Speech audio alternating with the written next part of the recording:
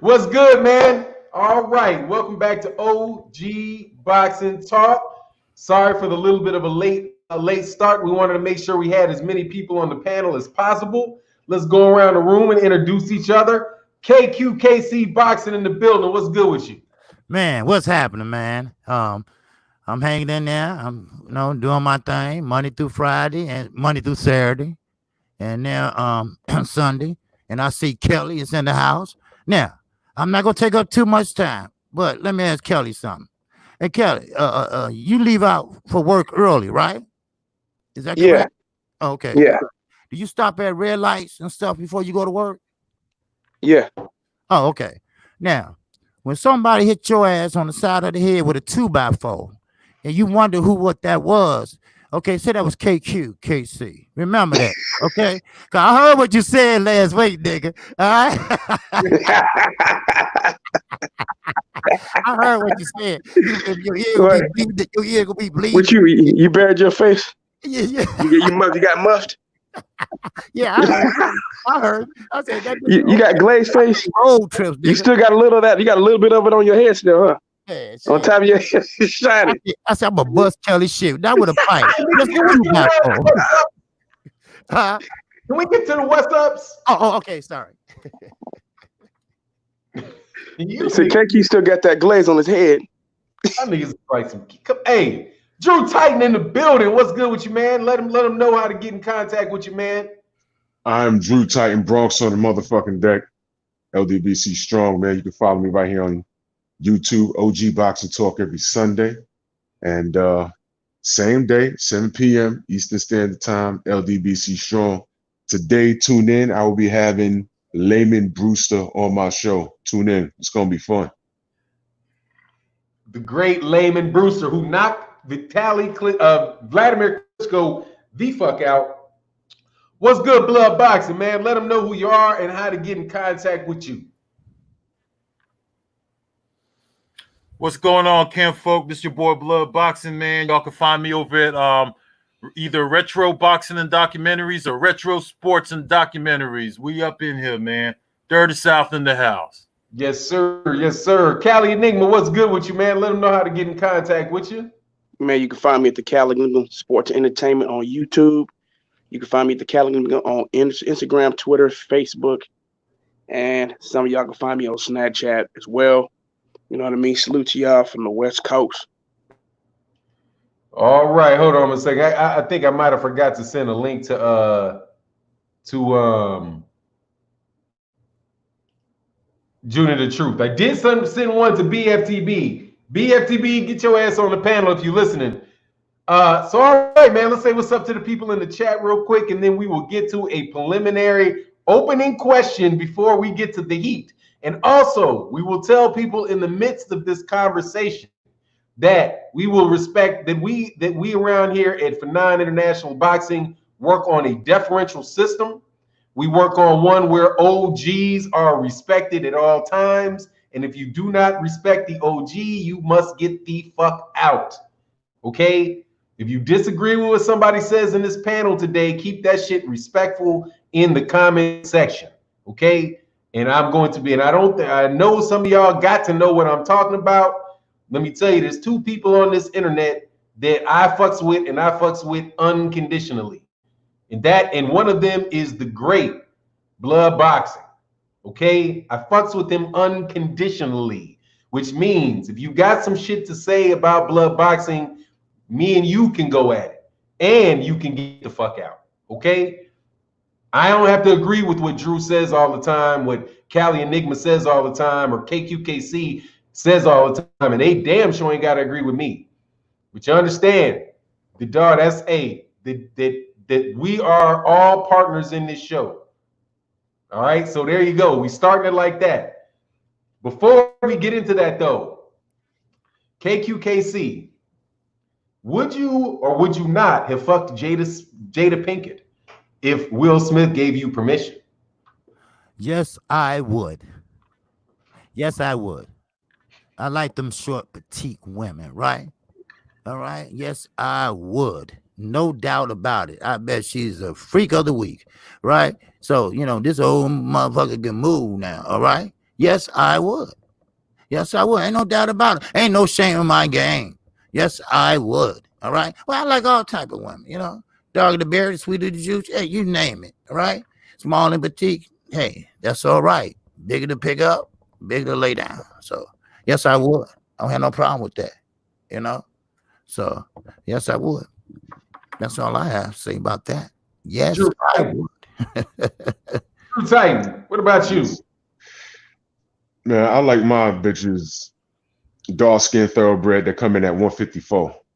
You know, Jada Pinkett don't meet the criteria, man. She one of those chicks that follow me around the club all night, and I'm like, I struck out, man. Let me just throw her a bone, man. I mean, that's just me. I mean, she cute. You know, I understand why niggas is into her, but you know, she cool in the game, but not really my first pick. But I mean, if it was something to do, I'll do it, man. But she don't really do it for me like that. But it's like something to do. It's like whatever, man. But whatever, man. You know, whatever, man.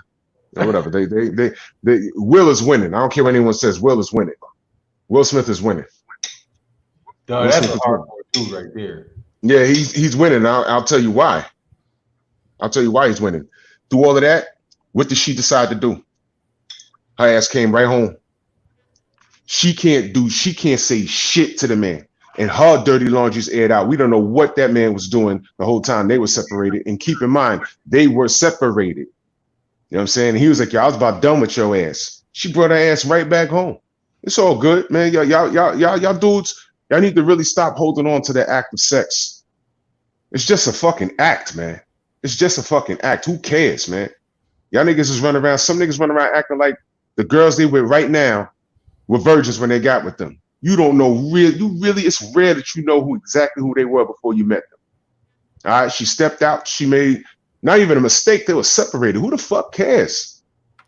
And what it is, who's getting clowned? Will, or the fact that she ran off with this sensitive ass, simp ass dude? That young nigga. I mean, come on. That nigga's losing.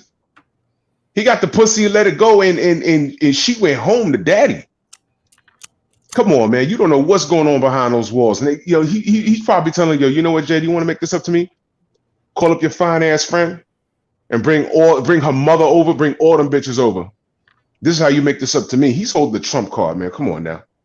Come on, man. Just when you think that he's a simp, turn around and look at his goddamn bank account. Tell me who the simp is. Tell me who the simp is, man. Will's winning right now. But would I fuck Jada? Whatever. I really don't care for her. It's like, whatever, man. That's my take on it. So you sound like you like Clarissa Shields. You decide Clarissa Shields.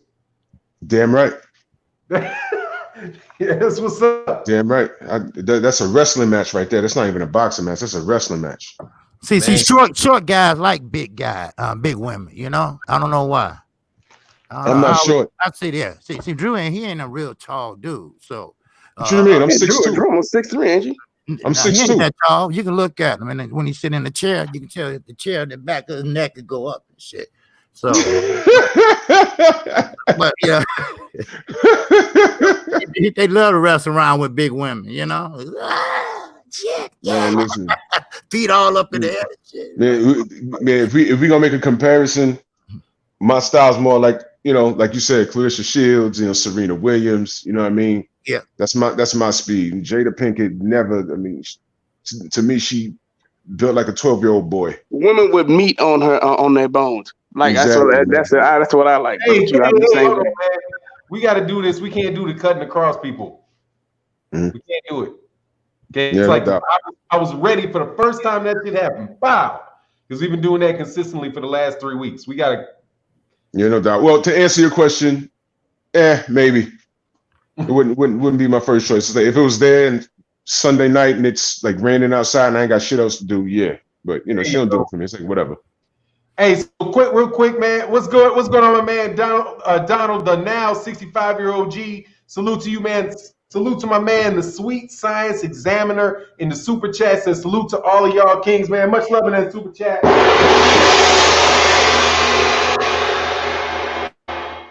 And Brothers UK, man, what's going on out there in the UK, man? Says, peace, Brother Fanon and the panel. Fanon, I am 58 today. Could you please tell Drew Titan to cut out that nonsense, exercise, over 40. I couldn't do those exercises when I was 10. Peace. Much love in that super chat. Hey, man. Happy birthday, man. Happy birthday, brother. Happy born day, brother, man. That brother's loyal, man. I respect him, man. Happy born day to you, fam. Happy born day. Happy birthday. Happy birthday, Brothers UK. All right, man. So, all right, let's I'm sorry, blood boxing. Tap, no tap. What's up? What's good? Jada Pinkett, I fuck with Jada Pinkett from 1995, but I'm not gonna fuck with that old ass pussy, man. Not now. I need some Viagra. If we were gonna get together now, I need some Viagra because she ain't looking like she looked back then. That's for sure. Yeah, man. You know I like big girls too. She's not my type. I probably have a problem fucking her, man. I say no. I don't want her now. She got too many miles on the pussy too, man. Fuck that.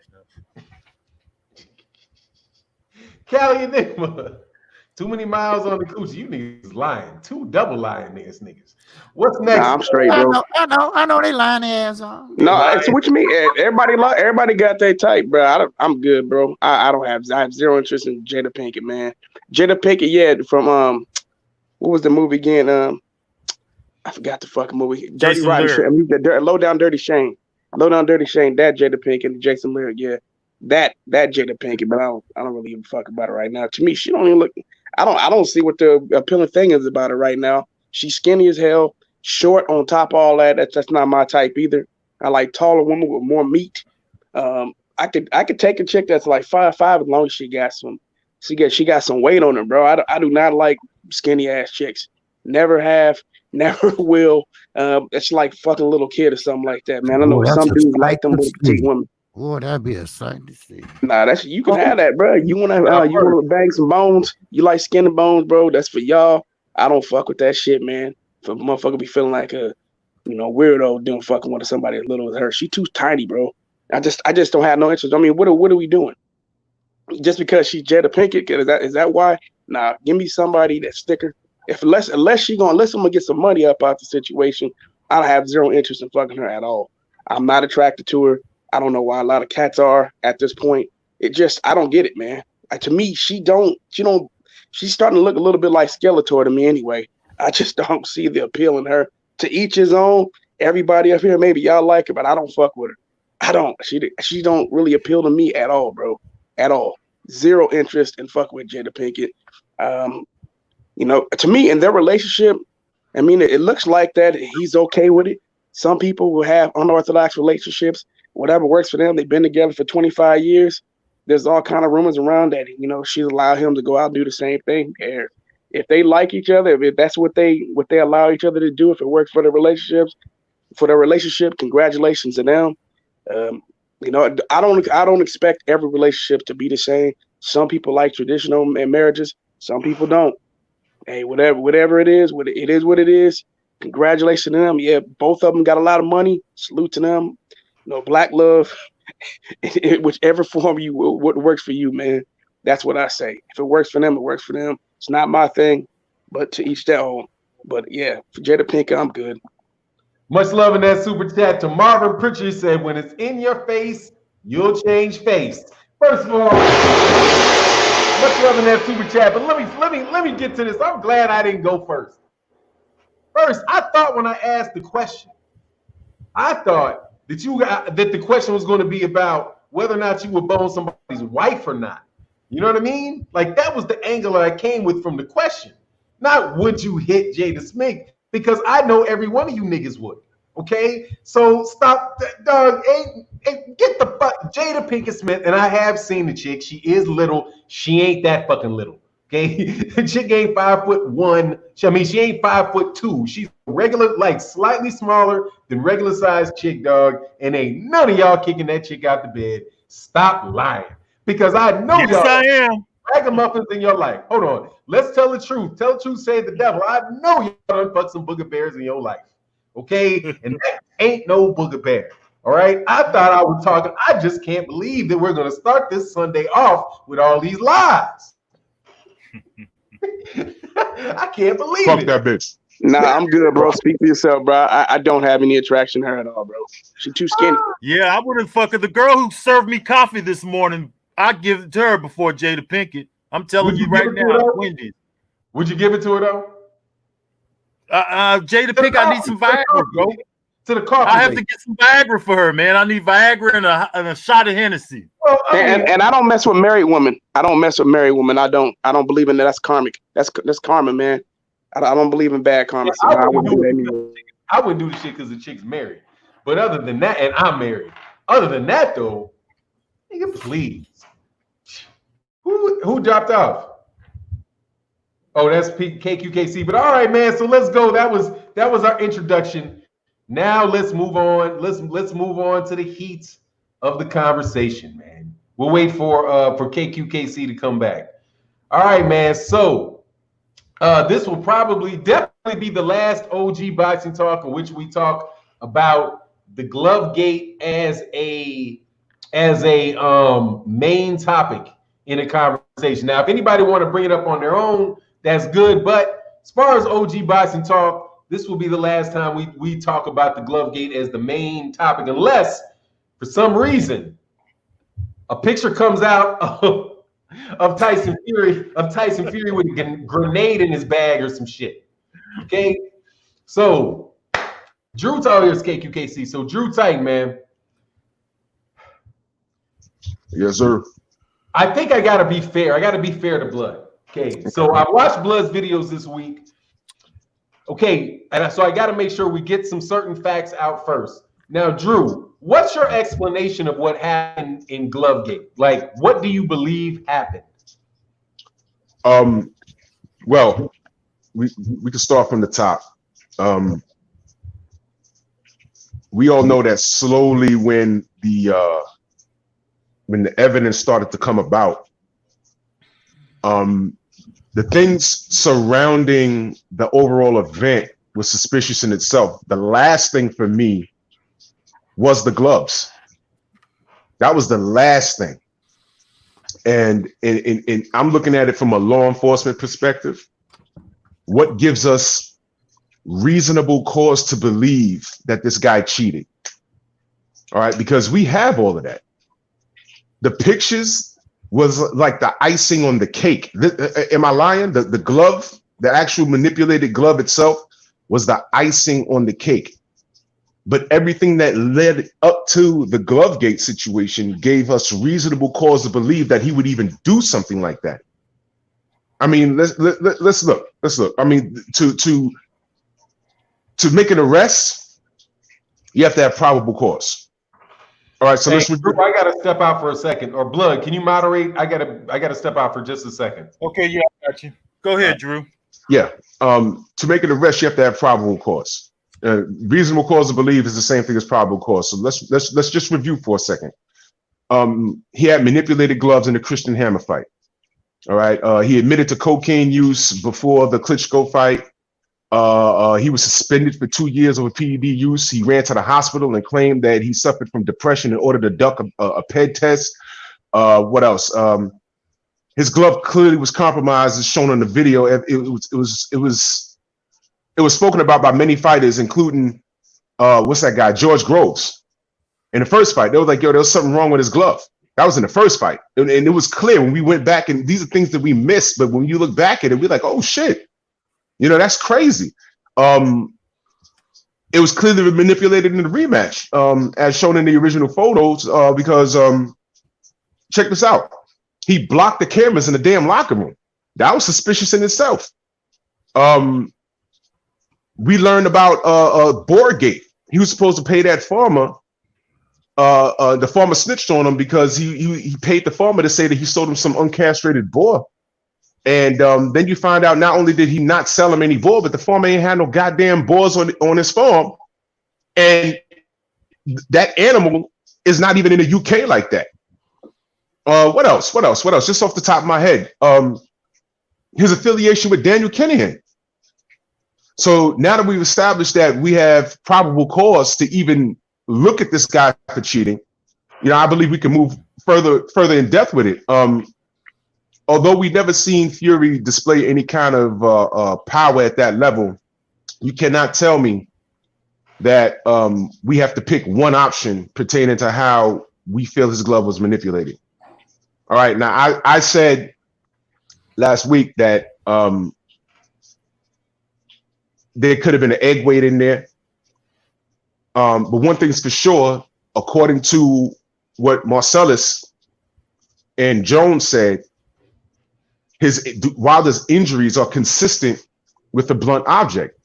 Well, whether I'm right about a egg weight or wrong, if you remove padding from a glove and you're getting hit with a wrapped fist, if I go outside and wrap my fist professionally and I punch someone in the face and shatter their face, and they go to the hospital, they were like, yo, okay, he wasn't hit with a closed fist, a regular closed fist. It looks like he was hit with a blunt object. Wouldn't that hand wrap be the blunt object? So the thing is, I don't know. I'm assuming what is in the glove, but the thing is that the glove was not normal.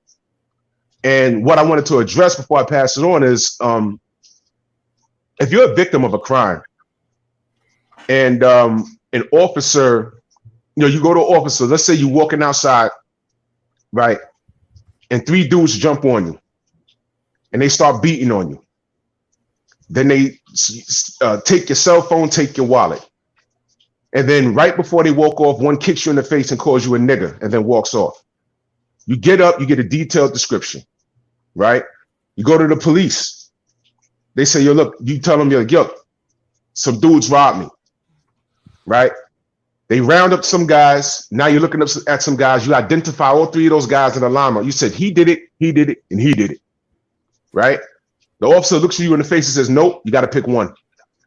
You got to pick one. You're like, wait a minute. Those 3 guys, those are the guys that did it. Nope, you got to pick one. You got to pick one. Yeah, but, I got my teeth knocked out. Okay, yeah, that's assault. Yeah, and they took my wallet and my cell phone. Yeah, that's robbery. Yeah, and then he called me a nigger. Yeah, that's a hate crime, but guess what? You got to pick one. You got to pick one guy, and you got to pick one crime. Because we're not doing everything else. You got to pick one. That's basically... Blood, that's basically what you was asking us to do. All right. You can't just pick one. All of these things are relevant. When I say the fix was in, I'm talking about from Glovegate. True. Are you responding to a question by Blood Boxing? Or you just No, I'm responding to the overall the overall thing from last week. Oh, well, let me make sure. Listen, what I'd like to do, I'm trying to be kind of structured in it, is I want to make sure you give your opinion, and then he gives his opinion, and then when we move to the next phase, that's when I'll start having one person address what the other person has to say. But you know what I mean? So just give what you think happened, whether the Glovegate thing is real or whether it's not, and then we'll move it to the next guy, and eventually we'll come back around and be able to talk about that direct response thing. Yeah, okay? All right. Well, Glovegate is a real thing. It's a real thing. So y'all can come back to me. It's a real thing.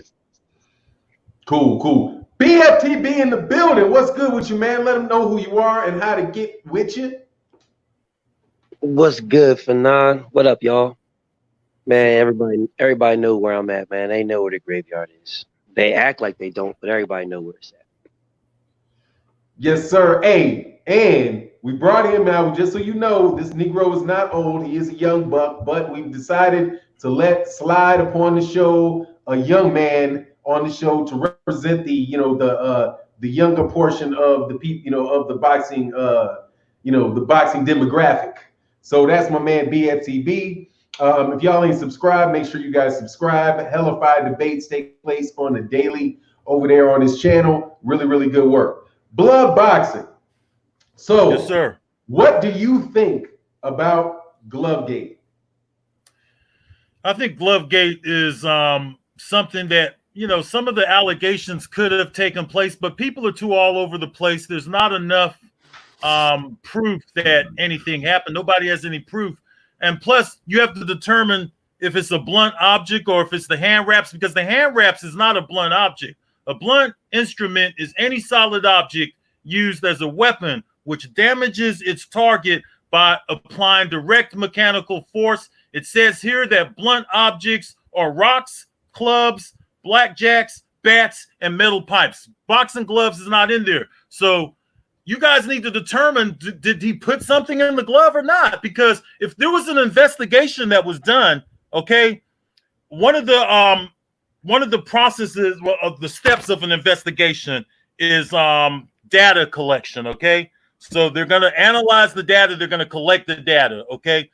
So if there was really you can't sit up here and say, no, it doesn't matter. It doesn't matter. Oh, he had something in his hand. No, if there's going to be a thorough investigation, they're going to want to know if he had a blunt object or not. Half of the people are saying that he has a blunt object in his glove. Other people are saying that he doesn't. I don't think that there's enough. There was only one photo that showed that. And then people like to say that they saw his knuckles. But when you look at his hand wrap, I don't see his knuckles in his hand wrap. His hand wrap is all over the place. You know, they had this thing about the blood and all that stuff.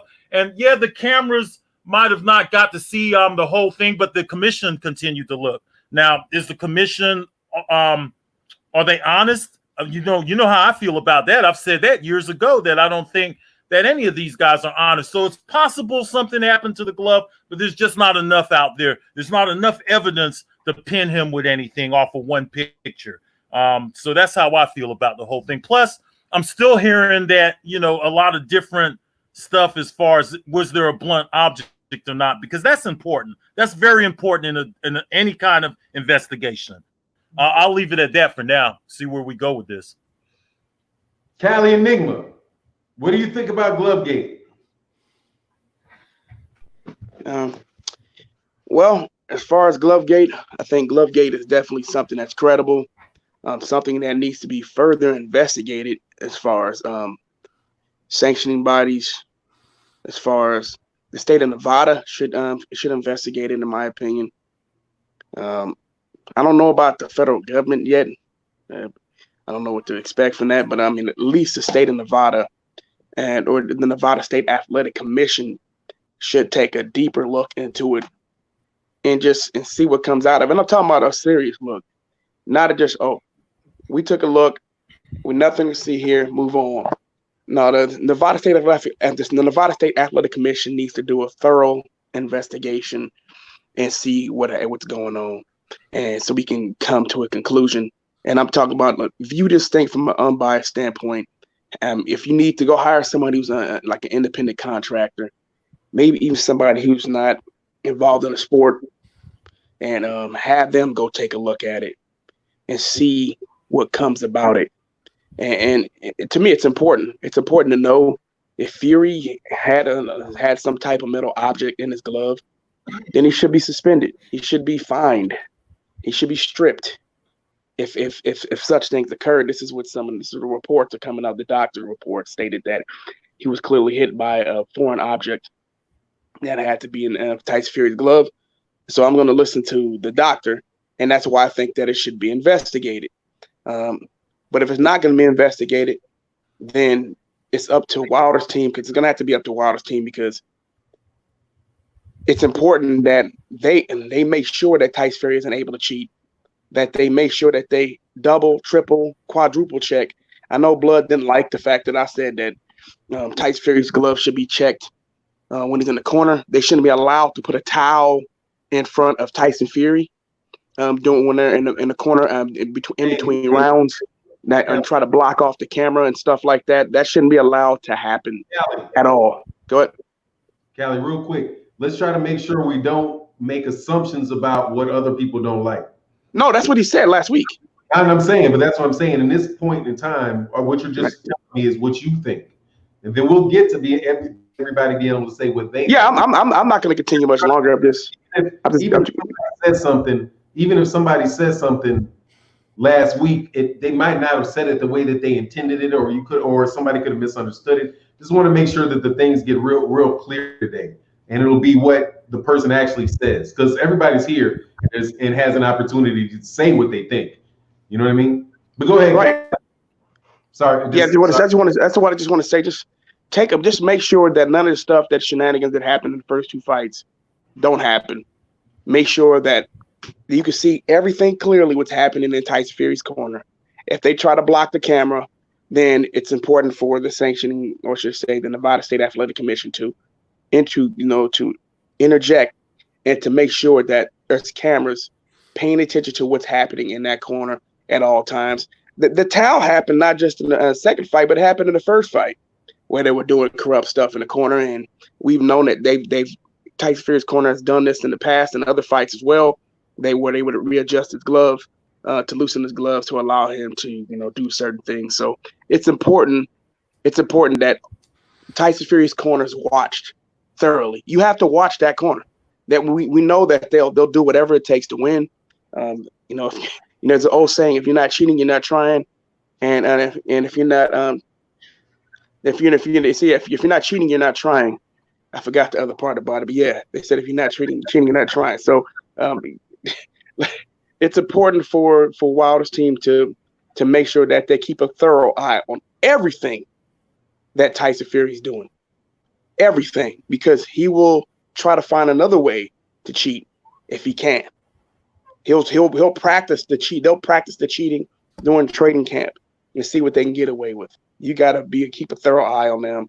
You need to make sure that that TV cameras are watching his corner the entire fight. There can't be 1 second in the fight where his corner isn't being watched. Not 1 second. Just to make sure. Then if you lose after that, well, you just lost. But at least you made sure there were no shenanigans happening in Tyson Fury's corner. All right, Leon DiCarlo, man, I'm so sorry it's been so long on reading your super chat. Said facts. Give me Badu, Erica Badu over Jada. Love OG Boxing Talk crew. Yes, sir. Let's love that super chat. Yeah, that's a good pick. I would agree. Alani, I would agree with that pick. I would call it the same way. No doubt about it. KQKC. What do you think about Glove Gate? Well, yeah, I believe it's a real thing, because it ain't nothing but a habit. All right, and I'm talking about a habit of an addict. All right. Now, you don't necessarily have to be an addict to get high every goddamn day. We already know he can't handle success. We already seen that in the Klitschko fight, after the Klitschko fight. So yes, I believe it's a real thing. Old habits are so hard to motherfucking break, and he hasn't broke that habit yet. We all know that. We all know he's a cheater. We all know what haven't you done. Look at Sugar Hill. Like I told everybody, after the post-press conference, that nigga was sitting up there. You supposed to say, hey, my champ. Yeah, all right. But that motherfucker was sitting up there like, I hope they don't catch us. I hope they don't catch us. He's sitting up there shaking his ass off, and he's going to be the first one to break. Then you got the farmer. The farmer went, look, I ain't lying no more. I want my money. So you give up your license, you get the hightailing out of there. Then you come over here. Then all of a sudden, Deontay Wilder can't walk, can't stand up, can't do shit. All of a sudden, Tyson Fury can punch harder than a motherfucker now. Oh, give me a break. That's how I feel about it. Yeah, I believe it. And I damn sure believe it 100, not 100%, 100 goddamn 20 motherfucking percent. That's it. Yeah. BFTB in the building. I was gonna say the best debater in YouTube boxing, but then I realized Blood Boxing is sitting over here. What's good, bro? What's your thought? I learned a lot of my shit from Blood, so don't give me that one. I'm just starting to start shit. What's up, man? So what you think?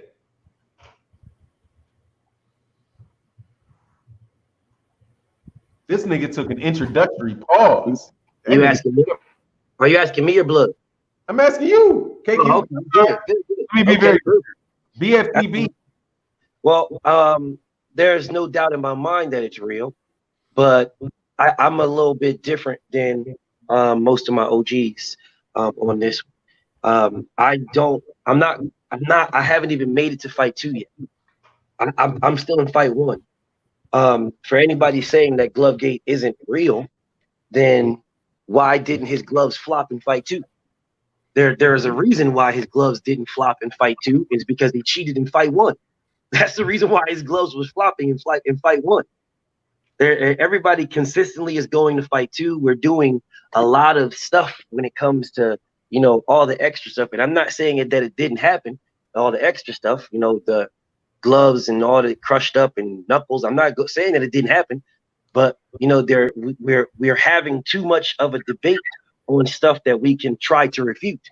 We cannot refute the fact that his gloves was flopping around in fight one, and everybody said there's nothing wrong with that. That's how his gloves are. That's how his hands are. There's nothing wrong with that. You know, Ali did it, and all these other people. There's nothing wrong with that. Blah blah blah. Well, if there's nothing wrong with it, then what he did in fight one, he should have did in fight two. The gloves should have been flopping around in fight two. They should have been looking like a hamburger helper hat in fight two. No one should have had to. Everybody should have saw that. We should have been like, oh, okay, that's what Tyson Fury does. The gloves are flopping around like crazy. They're halfway off on his wrist. They're halfway off his hand. Okay, cool. That's Tyson Fury. However.com/org.net. None of that shit happened. That man's gloves were completely on correctly. There was no tape showing underneath it. There was no flopping at all. Everything that everybody said, Ishe Smith and all these other people saying that that's A-okay. None of that happened. None of it. His gloves was completely fitting on. Jack Reed said that's normal for big guys, their hands don't normally fit. Well, they fit in those gloves. So mysteriously, he was able to buy brand new gloves, mysteriously, that fit his hands just right. But in the first fight, didn't fit his hands at all. And everybody is spending a lot of time on the second fight while overlooking the smoking gun right in your face. Like we're worried about the minutiae and all the details in the second fight. But we're overlooking it's looking dead at us. It's looking right at us. We don't need to move past it to know that Glovegate happened, because it clearly happened from fight one to fight two, or else his gloves will be flopping around the exact same way. I want people to get on that first before we start worrying about something else, because all it takes is one thing. To say you're a bank robber, you don't need to rob 10 banks. Just rob one. That's all you can. Just rob one. Identify that you robbed one bank. Then you can say, okay, well, you're a bank robber, because his gloves was clearly flopping around. That's not a something for anybody to debate. That's not something for us to be like, well, I don't know, I'm not sure. No. That clearly happened. Clearly happened. And then it didn't clearly happen in the fight before, and then it didn't clearly happen in the fight after. That's good enough. Yes, Glovegate is real.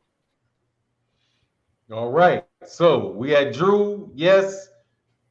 Blood, no. Oh, I got to give mine. So, yeah, man, without a doubt, Glovegate is real. And, yeah, Tyson Fury definitely cheated. I think that a problem that is out there, though, is that there's been that the way that it is represented and described is decentralized. It's not one person making an accusation, so you get a bunch of different accusations. But I don't think that every one of those accusations have to be right in order for every one of them to be wrong. You know what I mean? Not everybody has to. Well, anyway, yeah, I think that it would be easier. Like if I was going to say what I think the issue is, I think that the issue is that Tyson Fury fought with knuckles exposed, and technically it was legal. I think that's the biggest problem. I think that there's workarounds built into the Nevada State Athletic Commission and the WBC and the MGM Grand that allowed Tyson Fury to get in there with gloves that had no padding over his knuckles. And more than likely, it's something that boxers do on a regular basis to basically be technically able to get in the ring and be legal, but yet have the advantage of a bare knuckle fight, similar to somebody, they outlawing one steroid and then you go and getting on something from Eastern Europe to do the same thing that's not banned.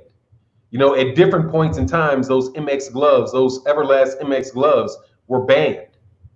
Those are gloves that have been banned in different places because they were considered to basically be a bare knuckle fight. So the fact that Tyson Fury was wearing gloves that are a prototype of that tells you that there are legitimate boxing commissions that think the specs of those gloves constitute bare knuckle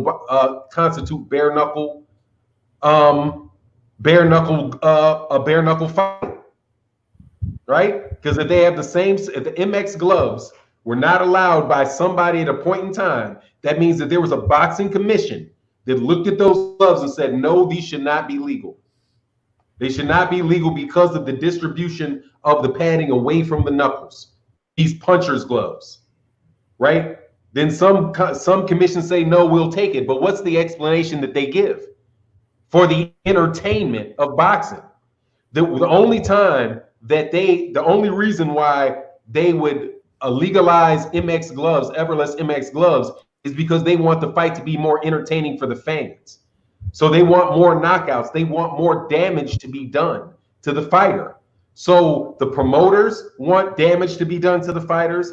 The television networks want damage to be done to the fighters because that's what brings attention to the television screen. So they, depending on the fight and depending on the commission, because boxing is decentralized, one place it can be legal and another place it be illegal. Right? Similar to the way Billy Joe Saunders was taking that nasal spray in the UK, and it was not legal to take that nasal spray to help him lose weight. But then he came to the United States and it was legal. I mean, it wasn't legal. I'll make sure I get it right. That it was legal over there, but he comes here and it's not legal. Right? You know what I mean? So you're cheating with the same substance. You're cheating here and you're not cheating there. That's the situation with those gloves with Tyson Fury, from what I can see.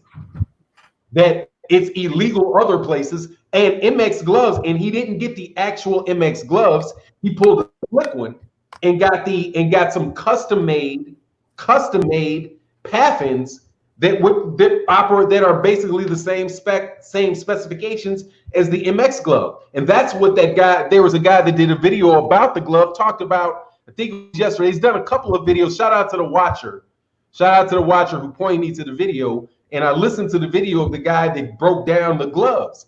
And what he said was, now I would characterize his opinion being like, look, this is not illegal.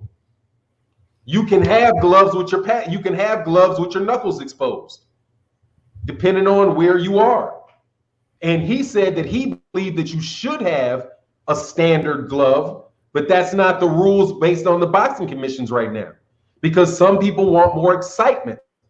They don't want to see guys fighting with pads on their gloves and not having devastating knockouts. So that's what I think. I think that there is real, true corruption in boxing. Because, and I made this point on live streams during the week. The best way to cheat is to make your cheating legal. And I have a suspicion that's what happened with Tyson Fury. But the fact that they were custom. Oh, and to be specific about the problem that you can have with the Nevada State Athletic Commission, you can have gloves that weigh 10 ounces, right? 2 pair of gloves that both weigh 10 ounces. One can have a bunch of padding over the knuckles and the other one can have none, based on where they distribute. So yeah, I think it's a real thing. And the first glove gate, I mean, to BFTB's point, the first portion of that is, yeah, that's just well established. Like, the reason why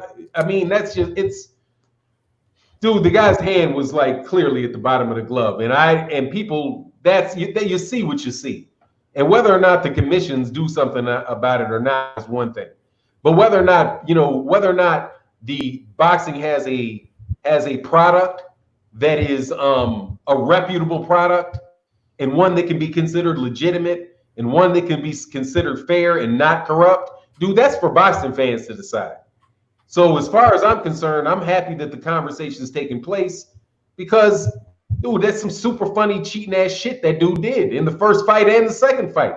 Even if technically speaking, he just walked the letter, or he just broke the spirit of the law and not the letter of the law. Because those gloves were clearly flat as a fucking table. Flat as a fucking table. And that's in every picture that you look at that glove. There's a dip in the glove.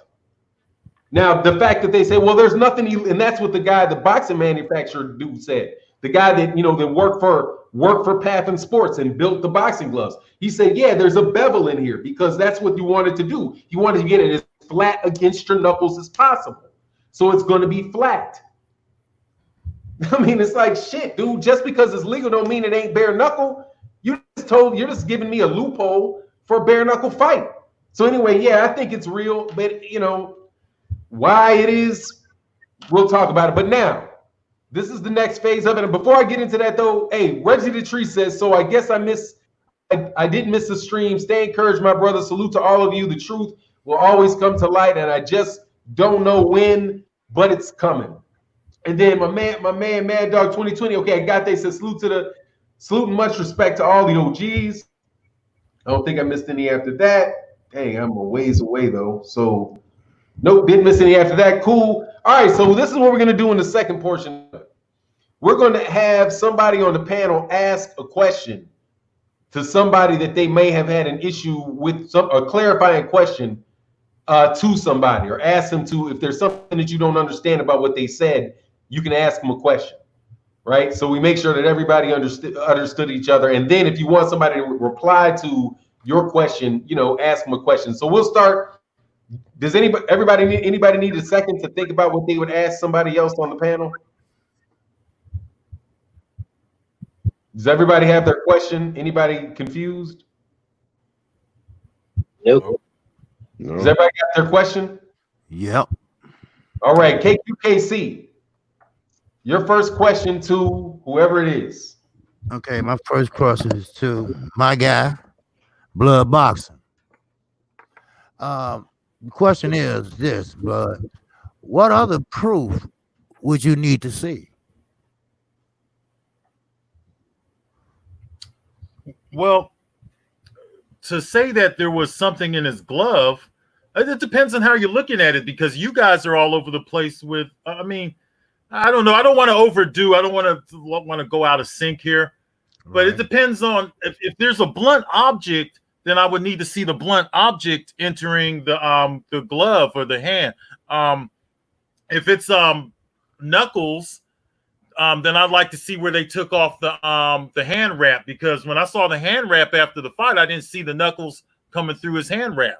So if it's beer knuckles, then show me what did they take off the hand wraps and then put them back on in between the rounds when they put the towel. I don't know. I mean, it just sounds crazy. It's like this whole thing is that if we were running an investigation right now. Blood, you're not answering the question. He's just saying. I think he just asked, what would you need to see? Okay, I would see, depending on what. Okay, for BFTB and KQKC never said if they thought there was a blunt object in there or not, because to me that's important. I didn't hear from BFTB about if there was a blunt object in the glove, and I didn't hear from KQKC. If there's a blunt object in the glove, I need to see the blunt object enter the glove. If it has to do with distribution of padding, I'd have to see some kind of negotiation where Tyson Fury was involved with the people who makes the gloves to say, hey, make these gloves special. I have to hear something. What's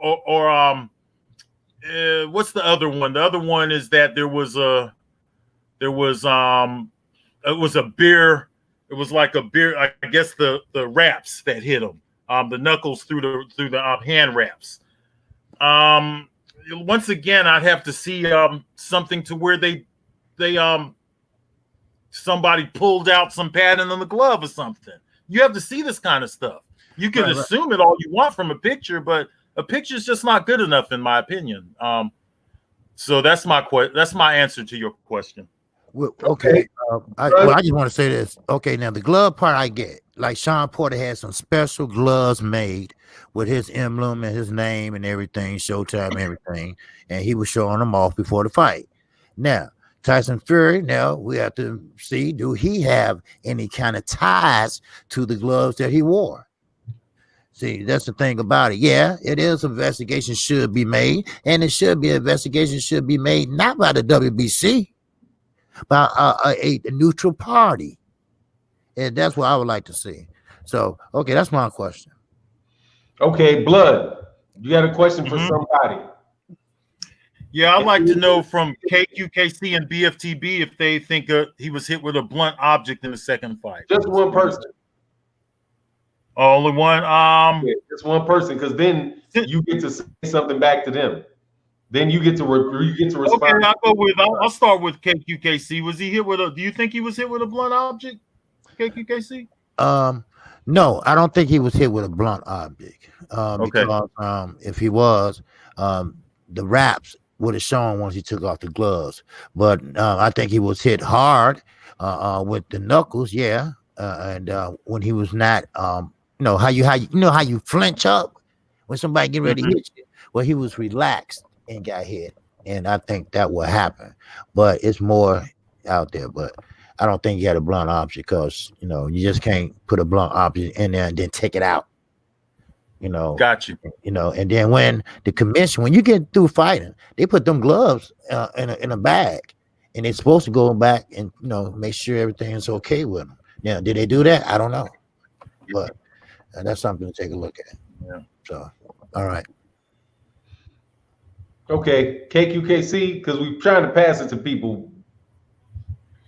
You got somebody else want to ask a question too, or is it going to go right back to Blood? No, I already asked Blood. Okay, cool. Hey, so Drew, anything you want to ask anybody? Yeah, obviously I want to ask the brother Blood, my big brother. Okay, knowing what we know about Louis Resto and Collins, all right, wouldn't you consider an unpadded glove a blunt object due to the hand wraps? Wouldn't you consider that being a blunt object? Would I consider that he had a blunt object in his gloves is what you're asking me based on that level? The reason why I'm asking is because I'm going by what was found. Marcellus said his injuries were consistent with a blunt object. So when you have a manipulated glove, which exposes the hand wraps, that makes it consistent with a blunt object.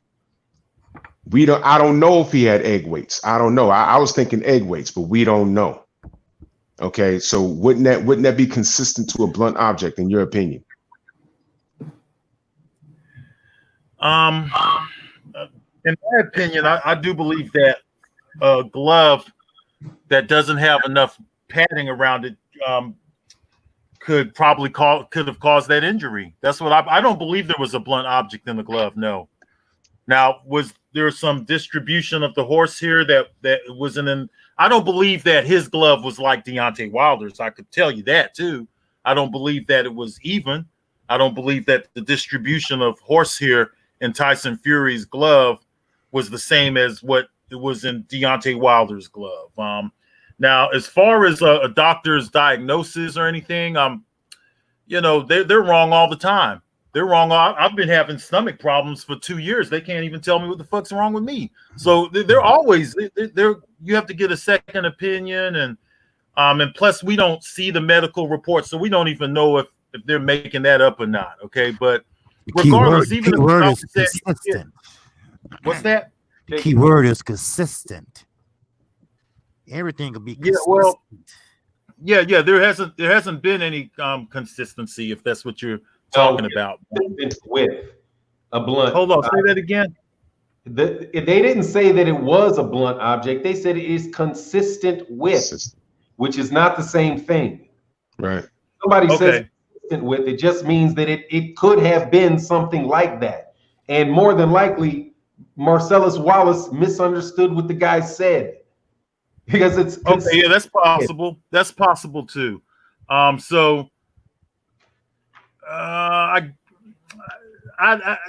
possible they could have put a blunt object in there, but like I said, I'd have to see it.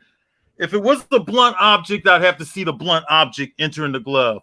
Like I said before, I could see it being distribution of horse here because I don't think that their gloves were the same. That's why it's just easier to fight with the same glove. But still, one picture is just not enough proof. It's just one picture like that on out of the whole fight. You could only find me one picture like that, and that one picture, his glove just happened to be in between the forearm and the bicep. And once after that, right after that, there was another picture and went back to being normal again. So I just don't think the one picture is enough, in my opinion.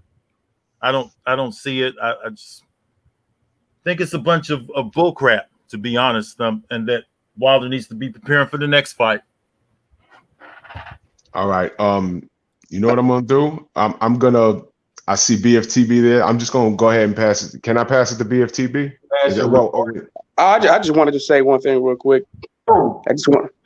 It's gonna come right to you, Callie. It's gonna come right to you. Let's not cut people. I'm really trying to make sure that this runs very, very like two people. I promise you, we'll get it next, man. Go ahead, BFTB.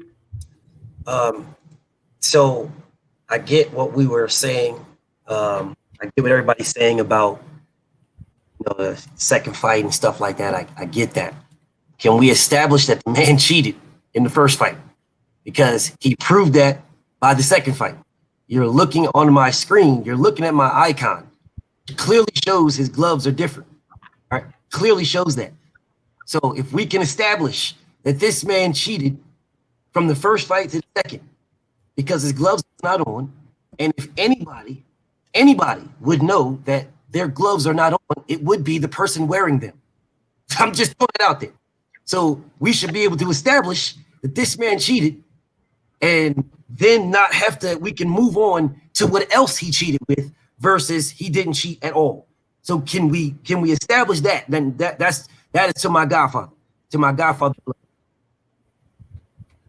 Okay. Can we establish that? Hold on, Blood, because that was the retort. That right there, that was the response that Drew passed to him. So the next thing is Callie to have a question. Callie, do you have a question for somebody? Yeah, I got a question for Blood. Do you think that it should be thoroughly investigated? Yeah, absolutely. I do think it should be thoroughly investigated. Yes. I think there's enough there to do an investigation. Yeah, that's all I was asking, because I'm like, look, if there's nothing there, what he was hit with. Some people are saying that there was something in the glove. Some are saying there isn't. So I don't know if they do some kind of investigation. I'm not sure where they're even going to start, because several people are saying several different things. If you look in the comment section, you still see people in here kind of going around this blunt object thing. So, can't make their mind up. I just don't see where we have enough for an investigation, but I think there should be one still, though. I don't think nothing will come of it. Yeah, I just want, if nothing comes of it, cool. I just wanted that there be an investigation so we can put this thing behind us. If Tyson Fury is innocent, then he's innocent. But I just want a real investigation. Then we can put this thing behind us. It is what it is. And then for all you people who said that there's nothing that happened, then if nothing happened, and you can just move on with it. But I want to say this for all those who say, "Oh, I don't see anything there." You don't have to believe anything there, but to not to believe that Tyson Fury, who cheated before and who's been caught by a referee. I don't know if some of y'all known this, but Tyson Fury has been caught in the ring by a referee in the UK cheating. So is it really just out of the scope of possibility for Tyson Fury to have cheated in the first two fights with Deontay Wilder? I just want you to question that. Just because you don't think there's enough there now, for all those who think that, do you think it's a possibility? And specifically for my friend of mine at G-Funky84 Boxing in the chat room, that's my friend. Subscribe to my boy. But do you think it's out of the possibility that Tyson Fury could have cheated in the first two fights with Deontay Wilder, even though he's been caught cheating in the past and even cheating in sparring? Is that another question? Yeah, that was a question from our friend in the chat room. Okay. Callie, so you responded back to Blood. BFTB, man, do you have any question you want to ask for anybody? Or you can take a statement if you want. We can do that too. Make a statement or ask a question. I mean, no one has answered my question. Nobody has answered this. Like, we keep. You didn't ask me.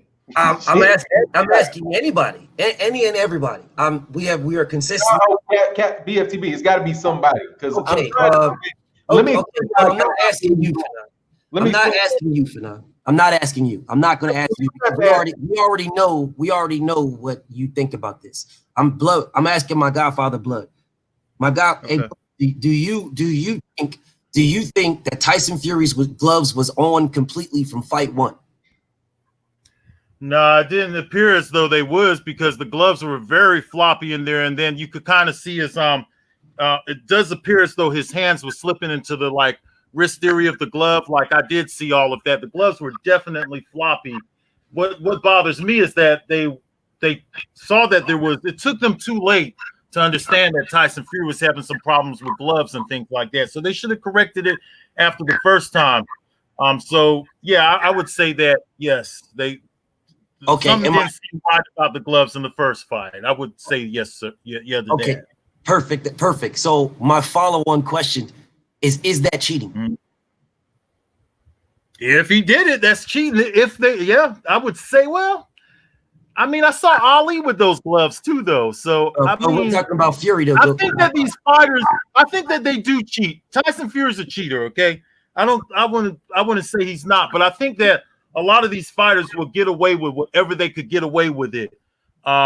If they could get away with doing something like that, they'll do it. So they'll adjust their gloves. But that kind of stuff has been happening in boxing for a long time with floppy gloves and stuff like that. I mean, if I really wanted to sit here and do research for the next 3 days, I could guarantee you I could come up with like over 10 fights of that stuff. None of that, though, Godfather. None of that. I understand you, and you know I got mad love and respect for you. I'm talking strictly about Tyson Fury. I'm talking strictly about his gloves from fight 1 to fight 2. From fight 1 to fight 2. If you are saying that his gloves were not on from fight 1 to fight 2, I'm asking, is that cheating?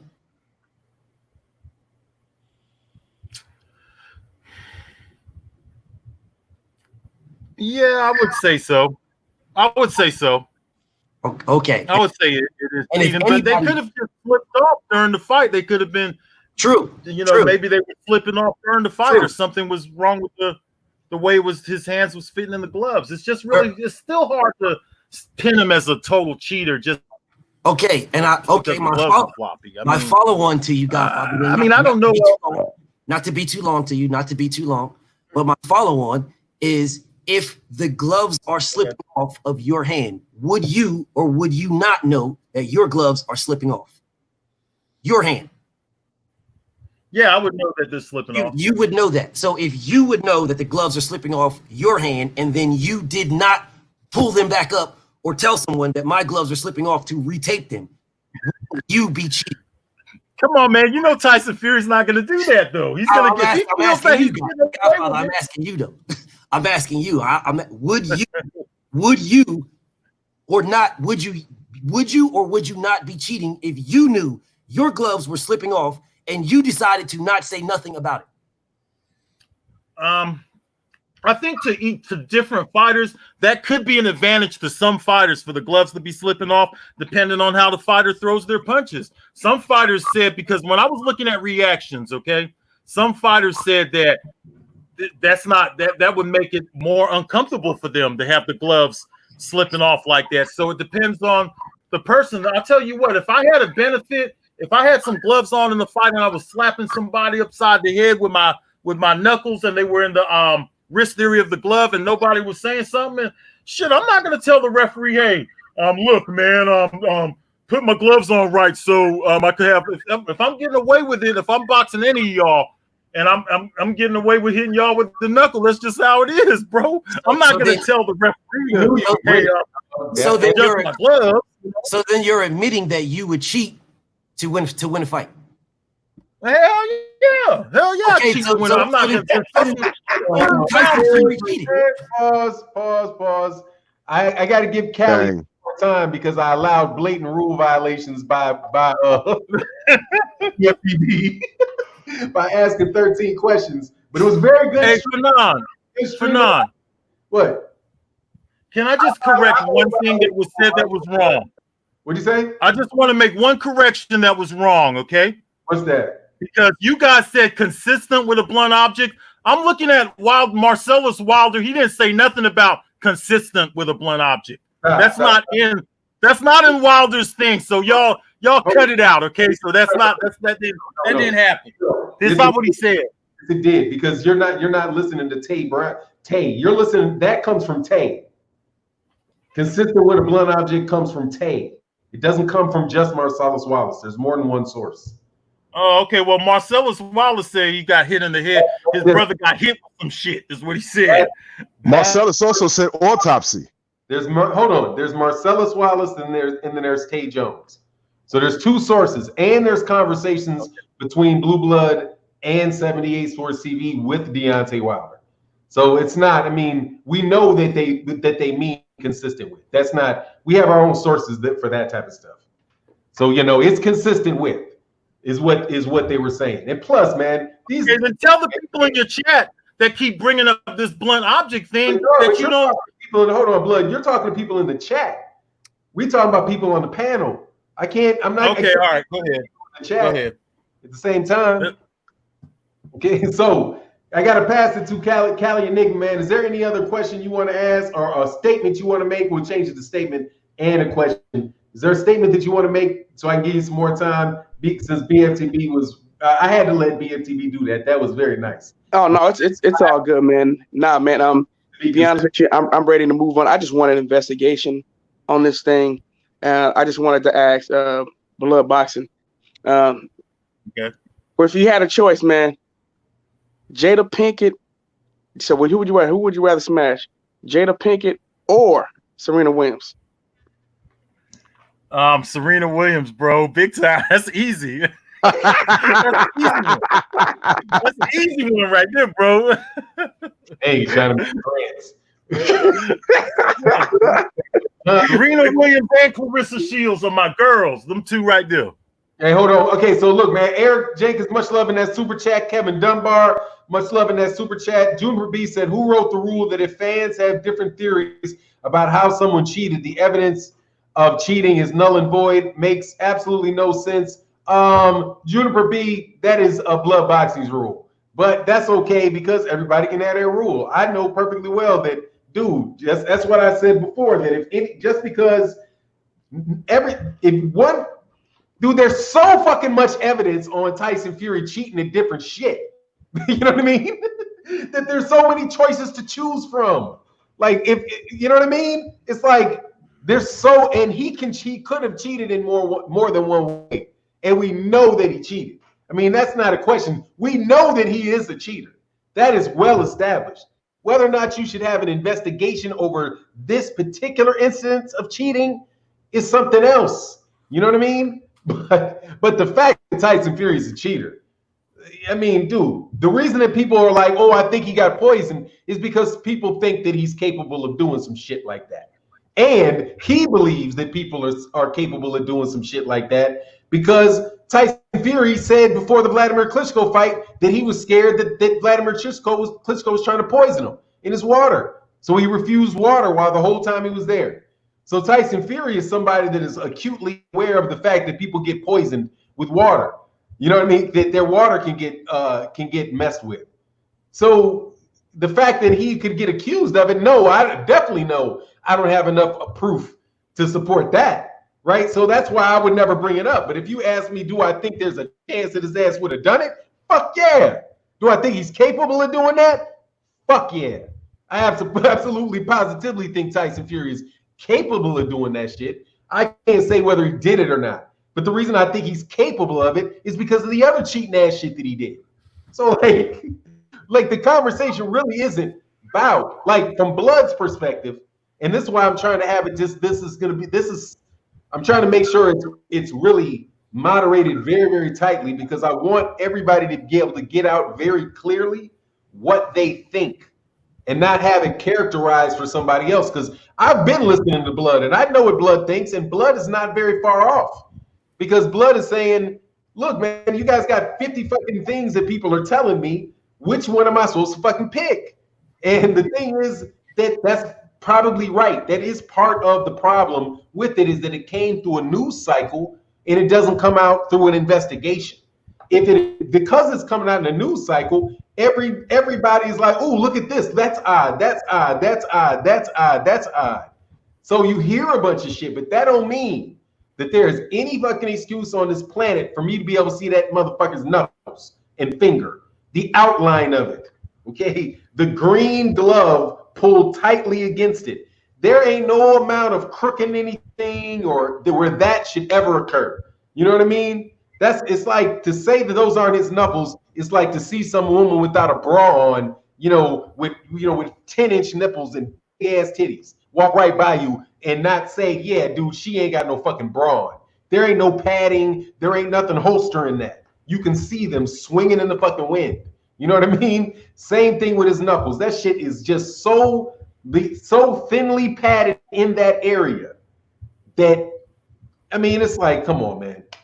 But will they do anything? Fuck no, they ain't gonna do anything about it. Except for people should be looking at it really, really, really closely. Anyway, so thanks, Will Bag. Much love in that super chat. Sorry, went a little bit long on that response to that, but I appreciate you so much. And Fahim Sator said, damn, Fanon, you just cleared Fury in my eyes. If it's legal, then it ain't cheating.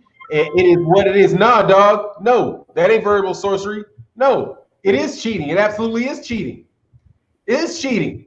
Just because there is no central boxing authority. The Nevada State Athletic Commission doesn't decide what is legal and not legal in boxing.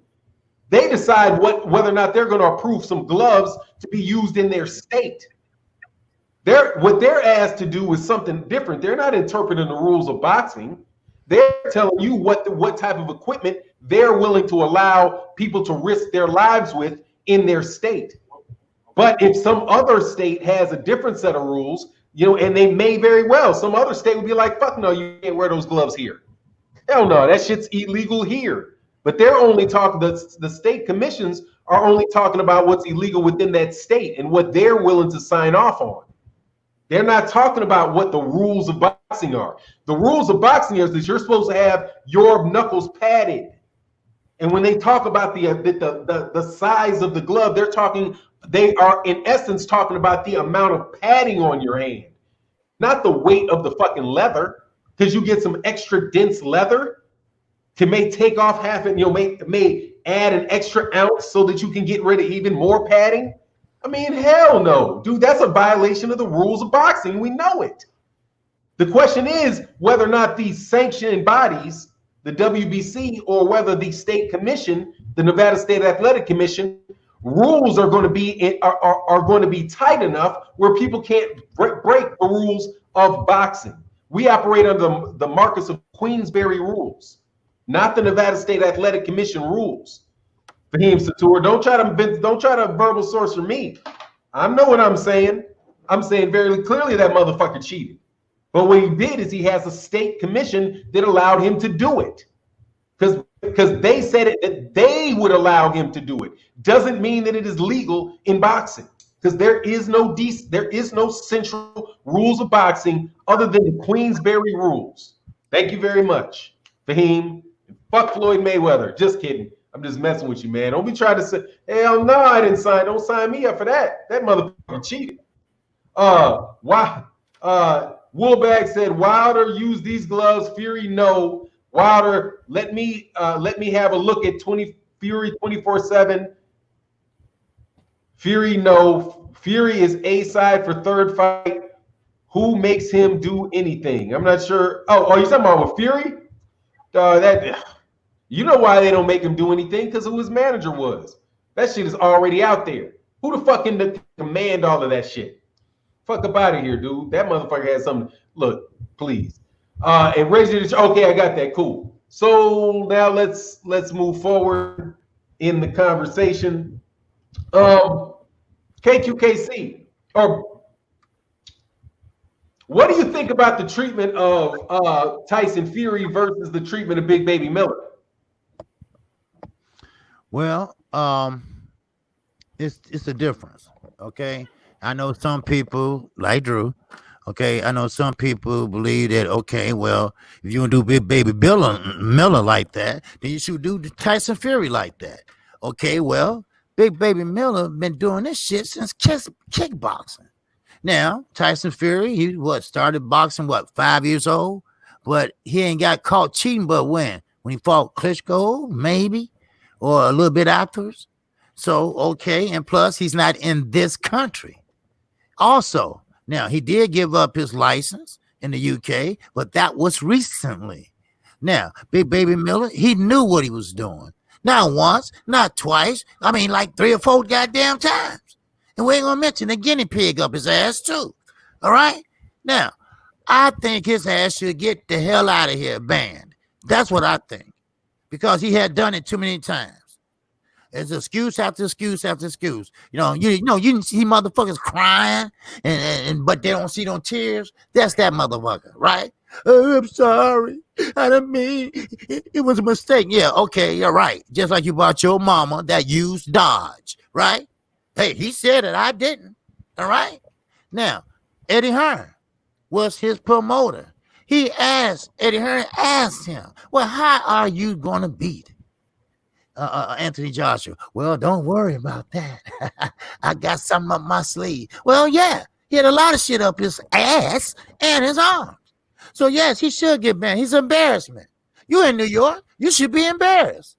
Shit, have somebody from New York cheating like that. Not once, not twice, not 3 times. And what? How many in kickboxing? Well, we don't give a shit about that, do we? Right? No, get his ass out of here. Shit. Yeah, get his fat ass out of here. Cause see, reason why I'm pissed off about that is because I was kind of exciting. To see how far this nigga go without PEDs in his ass, right? Now I'm gonna say, okay, well, he maybe last 4 rounds. I'm glad I didn't lay a bet on his ass, right? But I said, okay, well, he don't have no PEDs in him, so he might be in shape. No, he didn't even get a chance to ring walk. God damn it. And he lucky because he could have blew his heart and he could have killed somebody, which is attempted murder. Now, Tyson Fury, yeah, he tried to kill Deontay Wilder, if you want to look at it that way. But people don't understand these PEDs is popping up everywhere all of a sudden in the last 2 years. I wonder why. So, but that's my take on it. Yeah, get his ass out of here. Shit. That's my take on it. Get his ass out of here. Shit. Drew. Yeah, so. Yeah. Yeah, tell me why KQKC's wrong. First and foremost, I support all black fighters. Yeah. Attempted murder. So the fuck what? Who cares? Free Big Baby Miller. Get that man his license back. Hey, I support black fighters too. But not when they fucking cheating. Work hard. Hey. Mute yourself. Thank you. I support Big Baby Miller. I'm from the Bronx. He's from BK. BK stand up. You know what I mean? Look, man. All of this shit going on, all this blatant shit. How about this? Big Baby Miller never even made it to the ring to cheat. They caught his ass 2 times before he even got to the goddamn ring. Good. Yeah, I'm glad they caught him because he could have killed somebody, right? But Mr. Dillian White made it to the ring with some fucked up gloves, and we still got no B sample. And he's setting up to fight Alexander Povetkin. How many times did this motherfucker make it to the ring with all kinds of new They're testing new steroids on Alexander. He's never been banned. The talk of him being deleted from the sport was never even an option. That's over there. It was never even an option. So until they get that together, free my nigga Big Baby. Do not take away his right to eat. We got AJ allegedly getting testosterone exemptions. The man is not even 30 years old, I think. He's a baby.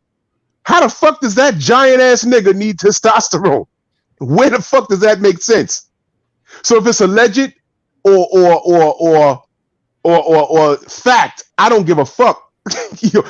Free Big Baby. How many times King Kong OT's been caught? Twice. There was never any talk of taking away this guy's right to eat. So while Big Baby's eating those cheeseburgers, let him have his PEDs. We're all cheating. Knuckles in the gloves, cocaine, boar meat. Get the fuck out of here. Slap him on the wrist, get the nigga back in the ring. I'm not being fair no more. I don't care. Listen, it's become so clear that being fair doesn't work for us. Yes, I'm going there. I do not have to be fair.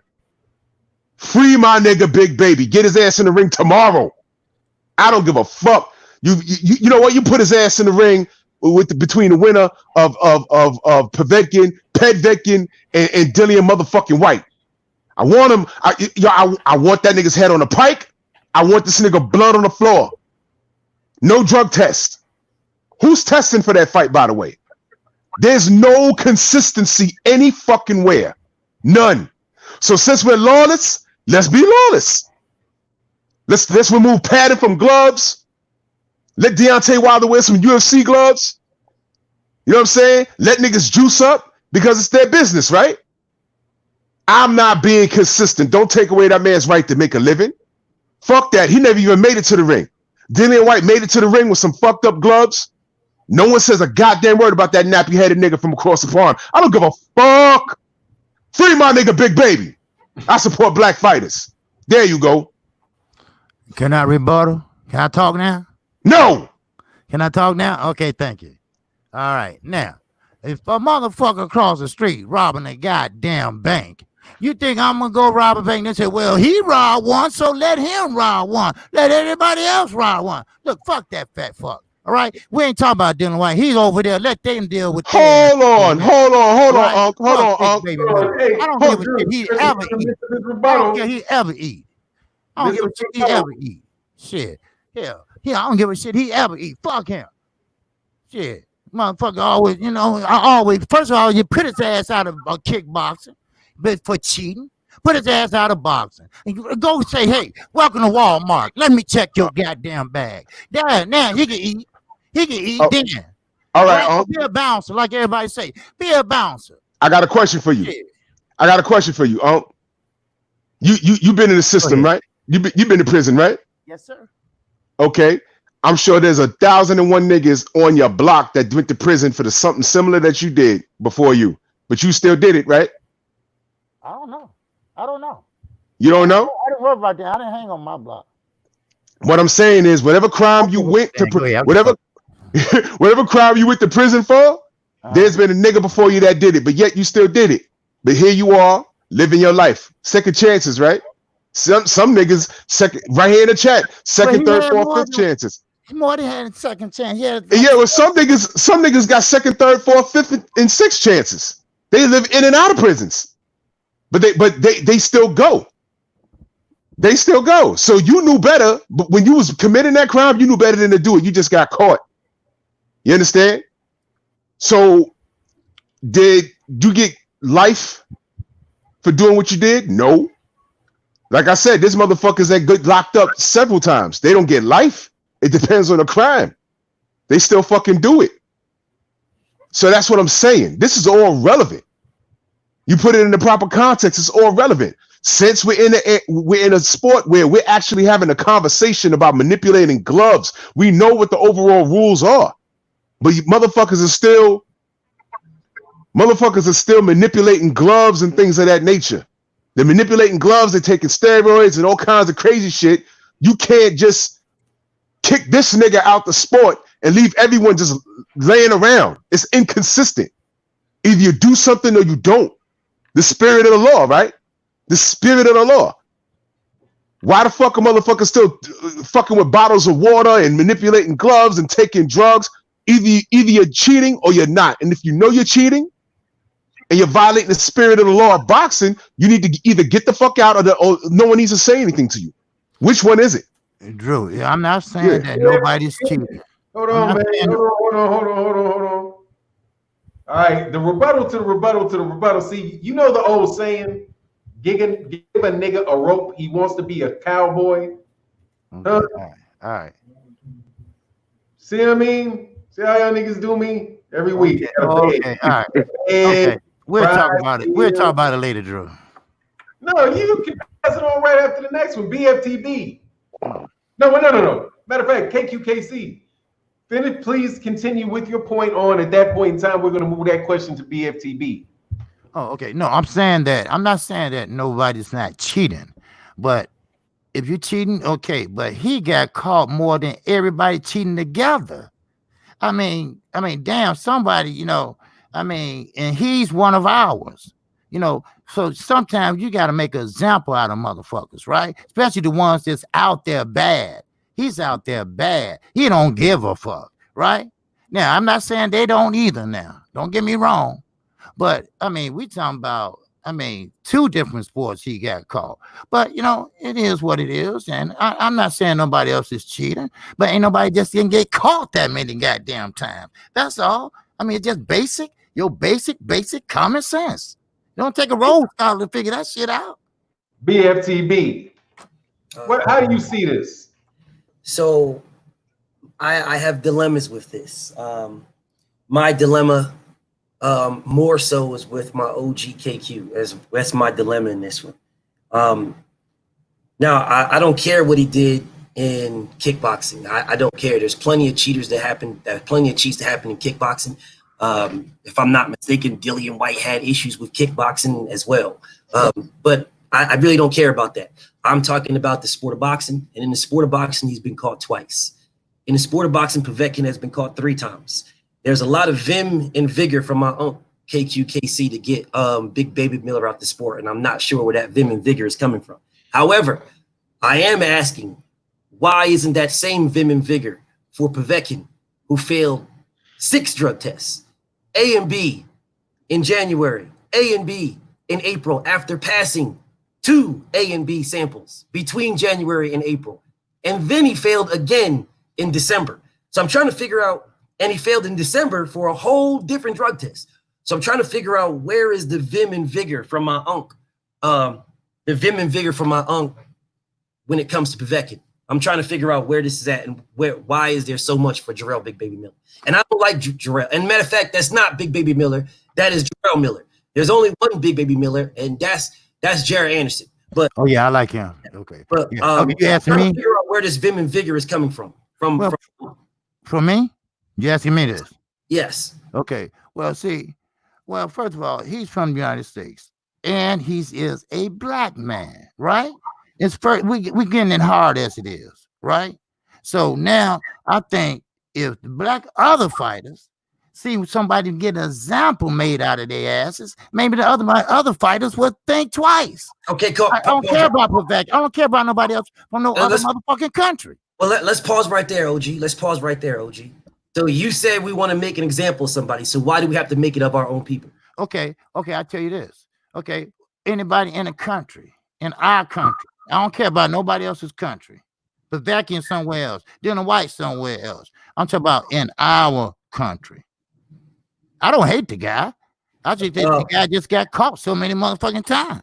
So here's the problem I had with that, Unc. Here's a problem I had with that. If you say in our country, we don't have boxing just in our country. Boxing is a worldwide. I get that. If you say in our country, what you're doing is hurting us and no one else. Black people. No. So I'm trying to figure out where is if this vim and vigor for Jarrell Miller to make an example. Shouldn't we make an example of someone like Povetkin? You know, shouldn't we make an example where it's easier to cheat over in the UK? I think everybody should get popped. Hold on one second. Shouldn't we make? Hold on one second, man. BFT, KQKC. I shall have to mute you. You know. Go ahead, BFT. Go ahead, BFT. So I would say, shouldn't we make example of someone in the UK where drug use is more rampant than in the US? It doesn't make sense for me to make example of someone in the UK, the US, where we have more stringent rules than not make an example of someone in the UK where Billy Joe Saunders was using a nasal spray until he came to the US and couldn't use it. All these examples of these people overseas who are getting all these type of exceptions and exemptions to do everything they want to do, and then come to the US and can't do it. So I'm trying to understand where the vim and vigor to crush Jarrell Miller and not make the example of Povetkin, which should have been made in 2016.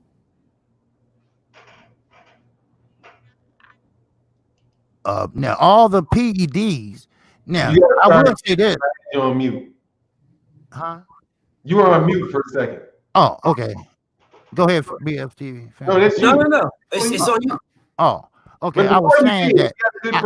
Hold on. Gregory X in the super chat. Much love in that super chat. He said, "Why can't we at least establish a legitimate code of conduct that requires us not to speak negative about other on-code black people in public?" That would be great. And something we should do, without a doubt. Mr. Martin, much love in that super chat. He said, Big Baby needs to be given an ultimatum to enroll in VADA. I know he was given an opportunity to enroll, but he needs to be forced or else he's out. Go ahead, KC. Well, he did get a chance, but he's lost the paper. And he got sent another one and he didn't turn it in or something. I don't know. But I will agree on this, though. I think them PEDs, I've been saying this on my live stream. I think them PEDs coming from over the UK. Because the last year, that's always been the case. But yeah, well, I'm talking about really rapid now. Really rapid. But that's not the question I asked you, OG. Stand out. I'm getting to that. But the thing is with Big Baby Miller, right? I know you don't care about kickboxing and this and that, but still it's a sport.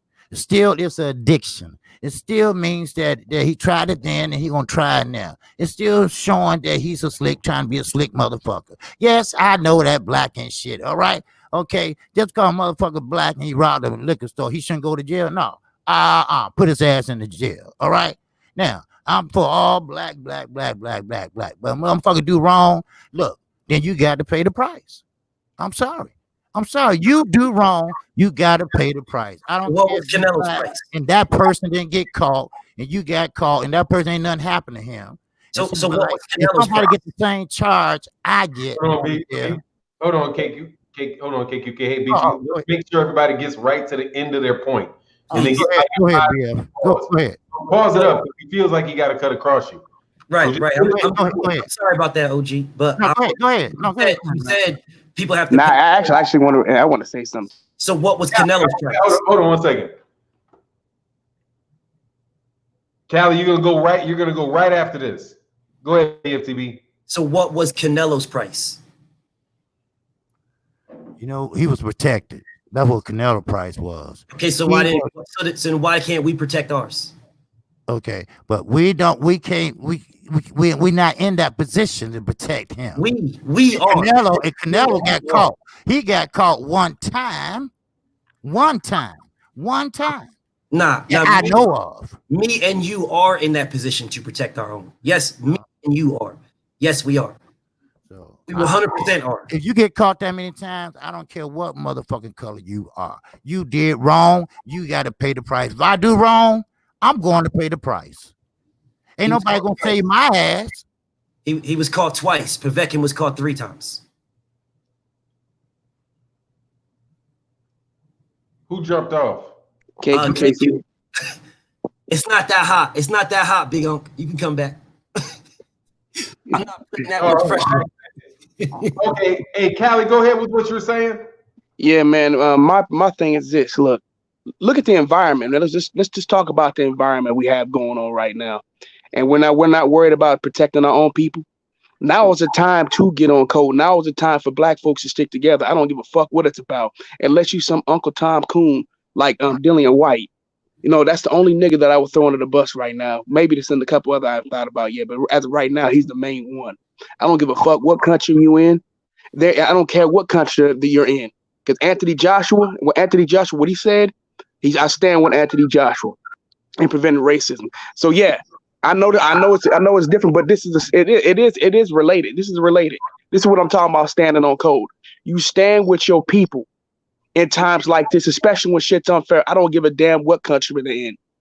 Throwing your people under the bus, and especially in this goddamn atmosphere, but this is something we need to get used to as a people anyway, not just within the sport of boxing, but in life. You learn to stand with each other. This is what you see from every ethnic group except for black people. You see this from Mexicans. You see this from Cubans. You see this from Jews. You see this from the Asians. You see it from white people. But black people, we always got to be fair. Fuck that shit. I'm so sick of that shit. If we got to be fair, well, we have to, we got to do what's right. Because you know what? Everybody else expects us to do it too, because we hold ourselves to a higher standard to on this shit than everybody else. No, I'm not doing that no more. I'm not playing that game. I'm not playing that game of we gonna be fair. Well, he got caught. So what? I don't give a fuck how many times. I don't even give a fuck if the nigga got caught 20 times. This shit is we gonna play by the same rules that everybody else play by. You know, when it comes to boxing, isn't it funny how Well, I see this happen with every ethnic group, whether it's Filipino, whether it's even Mexican, whether it's whites. When we have to be fair, we have to talk about how great all these other boxers are. Meanwhile, they get to criticize our boxers on a regular basis. But only us black folks have to be fair. And it's unfortunate that a lot of black people buy into this bullshit. I'm not being fair for shit. Fuck that. In life, I'm sick and tired of getting crushed and stepped on in every mechanism of life. In all walks of life, black people are at the bottom of the totem pole in everything. I'm sick of that shit. I'm tired of this. So no, fuck being fair. I understand what you're trying to do, KQKC. You thinking about a sport of boxing ain't fair. It ain't ever been fair. It's not going to be fair because life ain't fair. And life definitely ain't fair to black people. Black people are at the bottom of the caste system on earth in this goddamn system called white supremacy. And white supremacy exists within the sport of boxing because boxing is part of life. So I think you should reassess your situation and your thoughts of what you want to do with Big Baby Miller. I know you don't like him, but you should put your feelings about him to the side for what's going on right now. For real. There's a time and a place for that. And right now is not the time to throw Big Baby under the bus when motherfuckers like Alexander Povetkin get to walk around clean after cheating. I don't give a damn what country he comes from. He's still a cheater, and he's still white. And over here in America, Alexander Povetkin is nothing but another motherfucking white boy. And he moves up, but he's ranked higher than you. Even if you had more cash than Alexander Povetkin, he would be rated higher than you. He would be considered a better person than you, period, because he's white. So yes, it does matter. It does matter where you stand when it comes to this shit. It does matter. You should stand with Big Baby Miller because Big Baby Miller is just a product. It's still a product of the same racism that we deal with globally. This is not something that black people are a colonized people globally, not just in America. So this is the global problem. It's a global phenomenon and it's fucked up. So you should reassess. I think you should really reassess your feelings on Big Baby Miller in this situation because this shit is not fair. Well, you get to choose to do what you want to do. Get his ass out of here. I disagree with you 100%. Yeah, that's your opinion. All right. Time to ante up. Much love in that super chat. So salute OGs, Drew Titan, Blood, KQKC Boxing, BFTB Boxing, the Cali Enigma. My apologies for being late, man. You ain't never late, just watch from the beginning. Much love in that super chat, man. Thank you so much. And Eric Jenkins says, here's my deal, Miller. No more burger, just spinach and kale. All right. Well, let's pass this. I think this. No. I think KQKC. Did you speak? Not KQKC, BFTB. Did you speak all you wanted to say to KQKC? Not really, because he pulled the plug. Like Fury. Well, by all means, go ahead, BFTV. Go ahead. I mean, you still haven't answered my question, though, God. Like, we're boxing is a world sport. I know. It was created in UK. I know that. Right. So as a full world sport, and we are trying to remove Jarrell Big Baby Miller for failing 2 drug tests in boxing, not 2 drug tests. How many PEDs he had in them 2 drug tests? It's irrelevant. Hey, man. It's irrelevant. It's completely irrelevant. I get on mute. If I rob a bank for $1,000 or I rob a bank for $1 million, I still rob the bank. So it's irrelevant how much money I got when I robbed the bank. The crime is the crime. So it's irrelevant how many drugs he had in the system at the same time. He failed 2 drug tests. Povetkin failed 3. And we're saying we don't care about Povetkin, but yet Povetkin can come to the United States and box somebody. He could come to the U.S. He was supposed to come to the U.S. and fight Deontay, and that got switched to UK. Povetkin can come to the U.S. and fight, and we would have no issue, and he failed 3 drug tests. So I'm asking you again, how is it okay for Povetkin, who failed 3 drug tests, simply because he's from the UK or Russia? How is it okay for him to do that? But then Jarrell Big Baby Miller, who's only failed 2, he got to get out of the whole boxing altogether just because he's from the U.S.? Well, first of all, you're right. If you take a dollar or 1,000, Hold on. Blood Boxing just dropped a bomb in the middle of the motherfucking chat. Okay, Blood. We will pause the show right now and Yes. allow you, because you got to understand, I would throw somebody under the bus, but it would be throwing somebody under the bus. oh, Okay? I'm sorry. I can't throw somebody under the bus. So I will say, Blood, exactly what would you like to express fully and completely at this exact moment in Well, time? you were doing all this format stuff with BFTB and KQ when BFTB was asking me my question, and then you kind of went on to the next subject, because really what the Gravedigger was asking me really wasn't about shit. Okay, so all this format shit is out the door now. Okay, because listen, no, hold on, let me finish what I gotta say here. Hold on, Blood. You're not the only person to tell me that. I've gotten texts. Okay, all right. I will allow you to move on. What would you like to say? Okay, let's just see. You said there's a problem. BFTB, young man, you are not on the graveyard. Okay, young man, you are not on the graveyard, and I'm not one of them sucker chumps. All right. What I would do in a fight has nothing to do with what Tyson Fury's intentions are. Okay.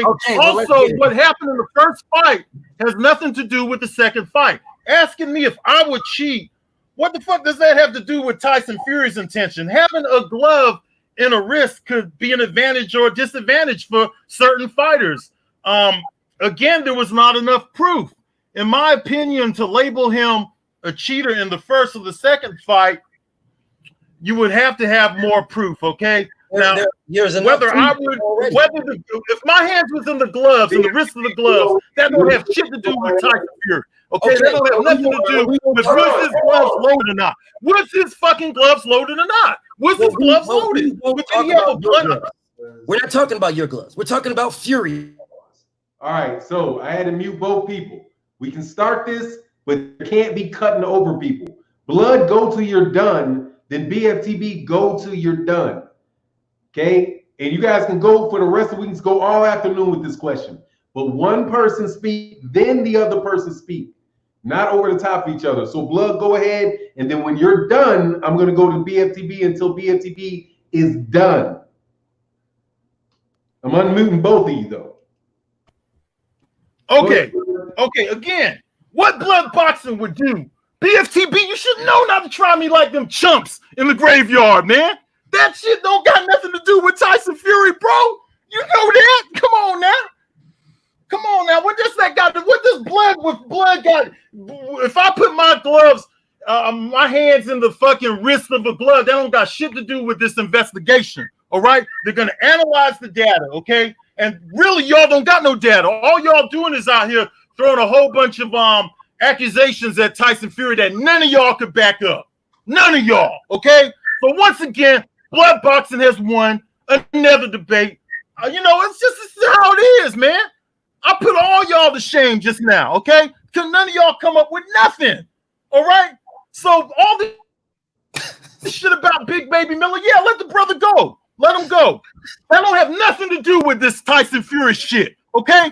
Tyson Fury, you can't prove he's a cheater. He whooped Deontay Wilder's ass, okay? Why can't you guys just get there through your fucking thick skull? He got his ass whooped. Point blank, period. Fair and square. If he was a cheater, then he would have been suspended from the fucking sport, okay? He would have been suspended because nobody come up with nothing.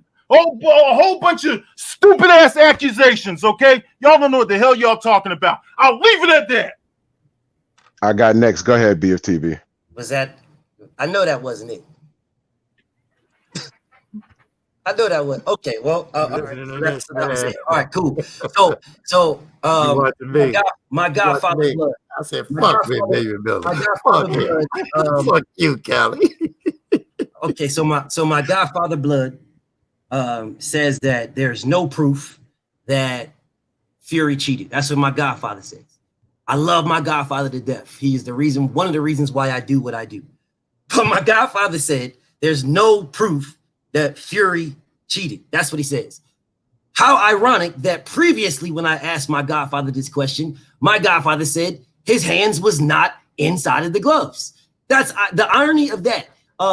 When asked, okay, if your hands are not in the glove, is that cheating? My godfather says yes.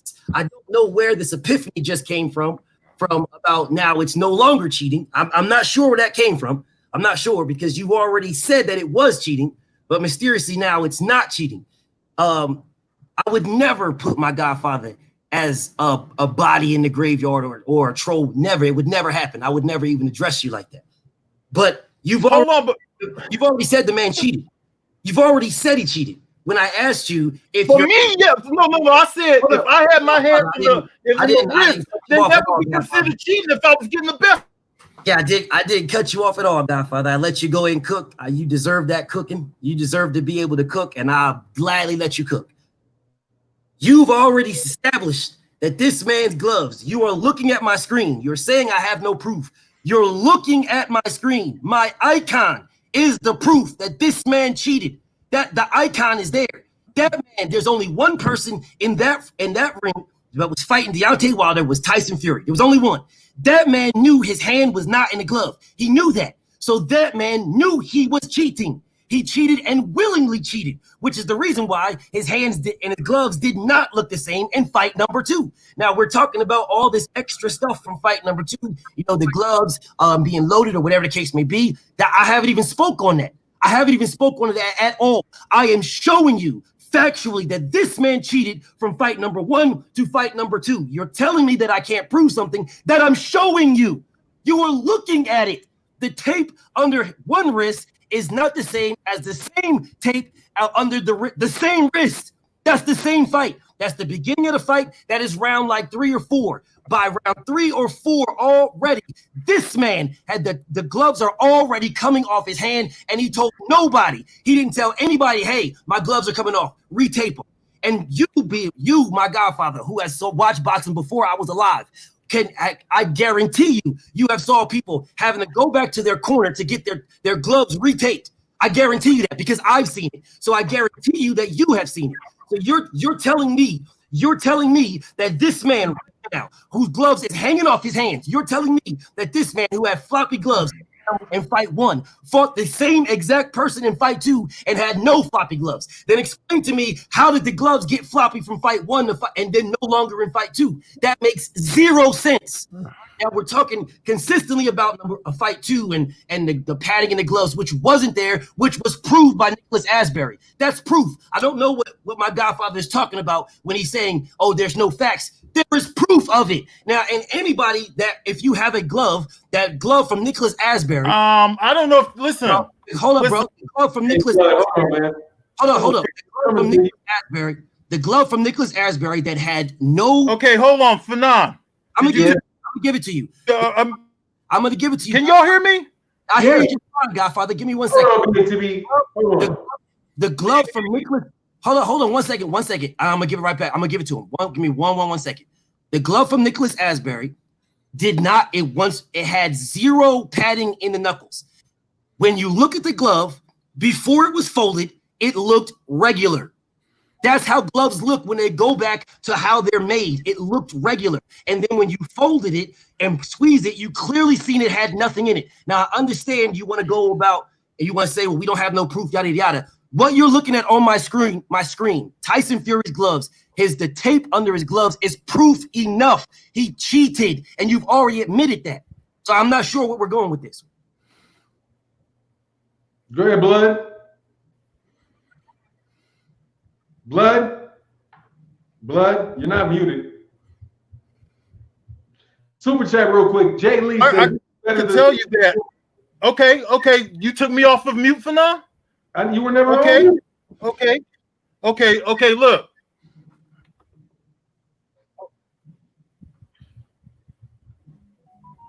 Okay, look. Okay, well, look. All of that's on my little computer here, but it doesn't really matter. That falls back on the commission. Okay. Now, Fanon was trying to do some little format earlier, and then all of a sudden he decided to let people blurt off when I was anything to do with blood boxing or BFTB. All that. You're breaking up, Blood. Blood, you're breaking up. We can't hear you, Blood. Blood, you're breaking up. I can't hear nothing you're saying. Shit got to do with the commission. Hey, Blood, you gotta start again because I didn't hear nothing you said. Blood, start again. Okay. Your shit broke up. Start again. Blood got kidnapped by Dillian White.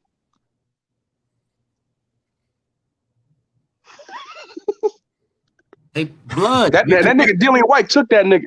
Your connection's bad, Blood. I can't hear nothing you're saying. Hey, BFTV, you say that you get caught with $1, and you get caught with 1,000, you still go to jail, right? You get caught, you get caught. Right.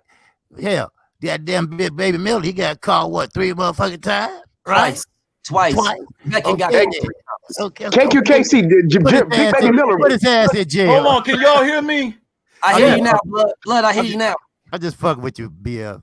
You all good, KQ. I hear you now, Blood. Go ahead. Oh Blood. no, I'm just saying that the display that you got, you know, that's from the first fight. Really, Correct. we're talking about the second fight. I am not. The first fight to me, you know, like I said flopped before. Go ahead. I was not. Go ahead, BFTB. Blood. I have never been talking about the second fight. This whole entire time, I've been talking about the first fight. I am establishing this man as a cheater. I came to talk about the second fight, my nigga. The second fight.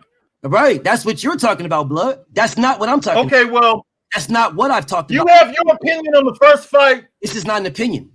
You have your opinion on the first fight, and my opinion is that there's not enough on the first fight either. That's my opinion. This is what you're looking at on my screen is not an opinion. This is not an opinion. It's not an opinion. I can't see that. I can't see. You gotta understand that the thing that I'm looking at, it's a little ass thing. I can't even see that. And even if I did see it, why did the commission pick up on it?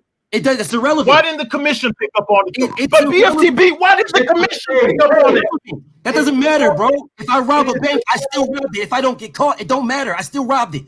It's irrelevant if the commission picked up on it. That's irrelevant. If I rob a bank and don't get caught, I still rob the bank. I don't see nothing in this picture. I don't see nothing here. Well, I'm looking at it. I don't see if anything. you don't see nothing, then you don't. Nothing in this picture that would convince me that he cheated or that Tyson Fury had something. What if that slipped off his gloves like that? I mean, what benefit that come out of that anyway? BFTB, what's the benefit that he gets out of this? I am not saying his hands. What's the benefit? Give me the benefit. All right, pause. Hold up. I am not. Pause. Period. Pause. Go ahead. No. No, give me the fucking benefit, man. Give you the benefit, dude. Yeah. What's the benefit that he got? Bro, now for real. Come on now. At this point in time, the cutting off of people is not being disrespectful. It's being disrespectful to me. I'm letting people say what they want to say, but I'm trying to keep this thing from getting into a screaming match, one person over the other. And I don't think that's unreasonable for me to ask for.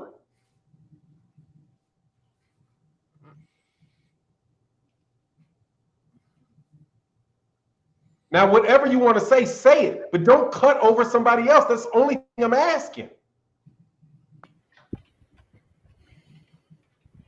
Go ahead, BFTB. So what you see on my screen, what you saw on my screen, please maximize it again, Fanon. Please maximize it again. Because we're still looking at everybody's going to fight number 2 where you can say, well, I don't know about this. It was Photoshop, blah, blah, blah. This is not Photoshopped. All right? This is not Photoshop. If you can read, you can see red tape, red writing on the white tape on the bottom. That is like round 3 or 4. You can see red writing on the white tape on the bottom. On the top, that is before the fight started. Now, if the gloves slip down, if they slip down, fine. There's no problem with the gloves slipping down. That's happened before in fights. But then you go to your corner and say, hey, my gloves are falling off. Can someone retape these? Now, regardless of anybody, the commission, the referee, it doesn't matter who said what. It's regardless of that. The bottom line is that man, Tyson Fury, who is a bare knuckle fighter. Bare knuckle fighter by trade. That's what he does. That's what he's been doing his entire life. Bare knuckle fighting. If he is a bare knuckle fighter and his gloves have slipped down to put his hand in the part where there is no padding, telling that is definitely, I'm not going to ask what anybody's telling me. That is definitely giving a bare knuckle fighter an advantage when he's punching with no padding between the where the laces are at and a person's flesh. That is, you're hitting them harder. Clearly, that is clearly you're hitting them harder. That's cheating, and everybody in here knows that's cheating. Regardless of what the advantage it gives, that is cheating. I don't care if it gives no advantage. I don't care. I don't care if you rob a bank and steal all the money with a car that has 3 wheels on it versus a car that has 4 wheels on it. You still rob the bank. It's still cheating. That is still cheating. Right there is cheating. Everybody in here knows that his gloves is not on. And if you don't see that his gloves is not on, then you don't want to see that his gloves is not on. No. I mean, so what is Tyson Fury supposed to go and tell the guy to pull his glove up? Is that what you think it should be, BFTB? He's supposed to go and tell the referee that, hey, pull my glove up? Is that what he should have did? I'm just asking a question. He does not have to tell the ref anything because then the ref may look at him differently, and that may give him a disadvantage. But he should tell his corner, especially if his gloves is falling off. What happens if his gloves flew all the way off? He should at least went over there and say, hey, my gloves is slipping, pull them back up and take them back up. They would have taped it up, no problem. I've seen it in the corner. Yeah. You think so? You thought this was part of the game plan right here? No, what you circling. That's not what I said. What I said is, no, I'm asking. I'm asking the question. No, I don't think it's part of the game plan. What I thought is he knew it was coming down. Okay, so then what are we talking about? Now, what about the second fight? Do you think he had a blunt object or not? So he knew it was coming down. This don't have nothing to do with the second fight. I'm not. You guys are deflecting, man. You guys do that shit way too much. This don't have nothing to do with the second fight. Look. He knew. This don't have shit to do with. No, come on. This don't got nothing to do with the second fight, man. Who's on the second fight? This is not the second fight. It's the first fight. I'm not on the second fight. I'm on the. That's what. Yeah, I know. Oh, but we talking about the second fucking fight. Okay, who is? We already passed this shit. This shit here don't mean nothing to me. No, okay? This don't got nothing to do with the second fucking fight. This don't got nothing to do with it. Did he have a blunt object or not? A blunt. Now we're on the blunt object. We're on a blunt object now. Is that how we're saying? Yeah, because we're talking about the second fucking fight, not the first fight. This shit been happened. Okay, what you bring up that old shit for, man? So he been that shit old, nigga. So he that been shit old, man. Talk about the second fucking fight, nigga. He been cheated, right, nigga? He been cheated, then, right? All right, we're gonna move this question over to Drew Titan because it's escalated into a screaming match. It don't got nothing to do with this. Flip-flopping gloves don't got nothing to do with it. So he been cheated. Then he been cheated. All right. So all this weird ass stuff that we talking about, Fury been cheated. Then that shit don't got nothing to do. Listen, man, I'm not one of them UK trolls. You got to get your shit together a little better for that. Okay, so what's not together? Explain to me what's not together, because all you're giving me is opinion. I'm showing you facts. So explain to me what's not together. I'll wait. I got time. I think he stepped away. Good idea. Nah, Dillian White pulled him away again.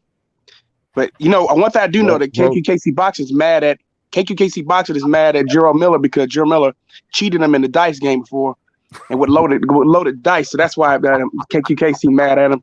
No, I would have ran off with paper, man. I would have cut his ass. Well, let me say this. What we're establishing here, the reason why we go back to the first fight, because it lays the groundwork for the second fight. He got away with shit in the first fight, and he got away with more shit in the second fight.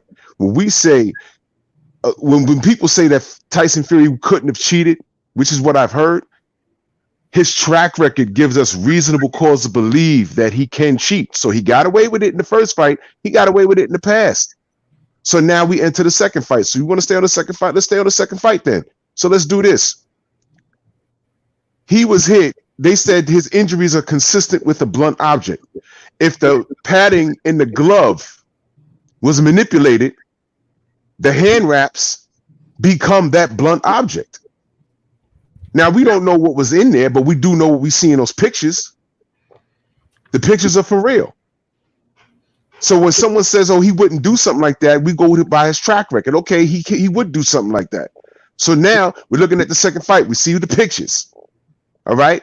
We know that he's practiced that, as per Nicholas Asbury. He's shown us, and they never said that Asbury's lying. They never said, oh, that's why we threw him out the camp. They didn't say any of that. Asbury has been on several channels, said the same thing. No one has rebutted that. No one from Fury's camp has said that he's a liar. In fact, they apologized to him in a sense. They said, oh, we were just getting his confidence back up. Get the fuck out of here. Why is it that when Asbury is on Blue Blood's channel ranting, none of these trolls go to Asbury when he's there live? Nobody goes there and talks that hot shit because he was there in the camp. So if this guy has learned to practice how to cheat and manipulate gloves and move shit around in camp, this is what he does. This is what he does. So that blunt object became the hand wraps. Hey, pause 1 second, man. Yeah, go ahead. You guys in his wrenches are real slow. Because this dude give me $3 fucking. First of all, dude, why I throw you out, let me explain something to you. Dog, this is a forum for everybody to express their opinion. I tried my best, obviously, to have a conversation where nothing would get, where there were raised voices, but people didn't want that. People chose for that to be the case. I had it situated where everybody could say what they wanted to say. There wasn't going to be no disrespect. There wasn't going to be any of that. But it became, pretty obvious pretty quick that people did not rejected that. So it is what it is. It ain't a matter of me defending anybody or protecting anybody. If y'all want to go at it, go the fuck at it. It's what it is. I'm begging people not to cut people off. But hey, you know what I mean? I'm not gonna shut the show down because people won't listen to me. I want to talk about the subject matter. I don't want people to get bodies and all of that stuff. Dude, everybody in here is in the LDBC. Some people are right, some people are wrong. Some people have a good argument, some people have a bad argument.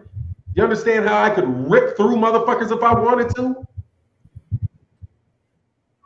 For real. You think you do not know that I can absolutely rip motherfuckers if I wanted to? Non-stop? Till there was nothing fucking left? I can. But I choose not to do it to certain people. I save it for the people that I want to bleed. But if people want to go at it, I'm not standing in the way of people going at it. Go at it. But understand, I ain't the nigga to go at it with. Believe it.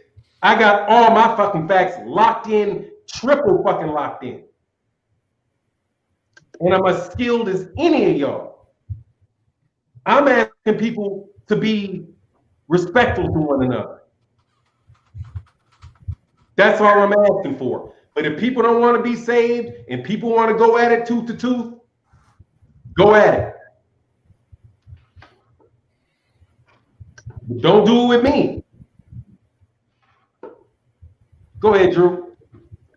Yeah, I was just saying that his track record is proven. We have reasonable cause to believe that he cheated, and based off of the video and still frame evidence. And Deontay Wilder's injuries, everything is inconsistent, man. We've never seen Fury inflict that much damage on anybody. And then the man comes back with x-rays and it's like, yo, it's consistent with getting hit with a blunt object. It all makes sense. So for people to say that he just got his ass whooped, yeah, he got his ass whooped. Listen, if I get in the ring with a professional fighter right now with some kind of shit going on with my gloves, there's a chance that I could fuck them up because I have an advantage.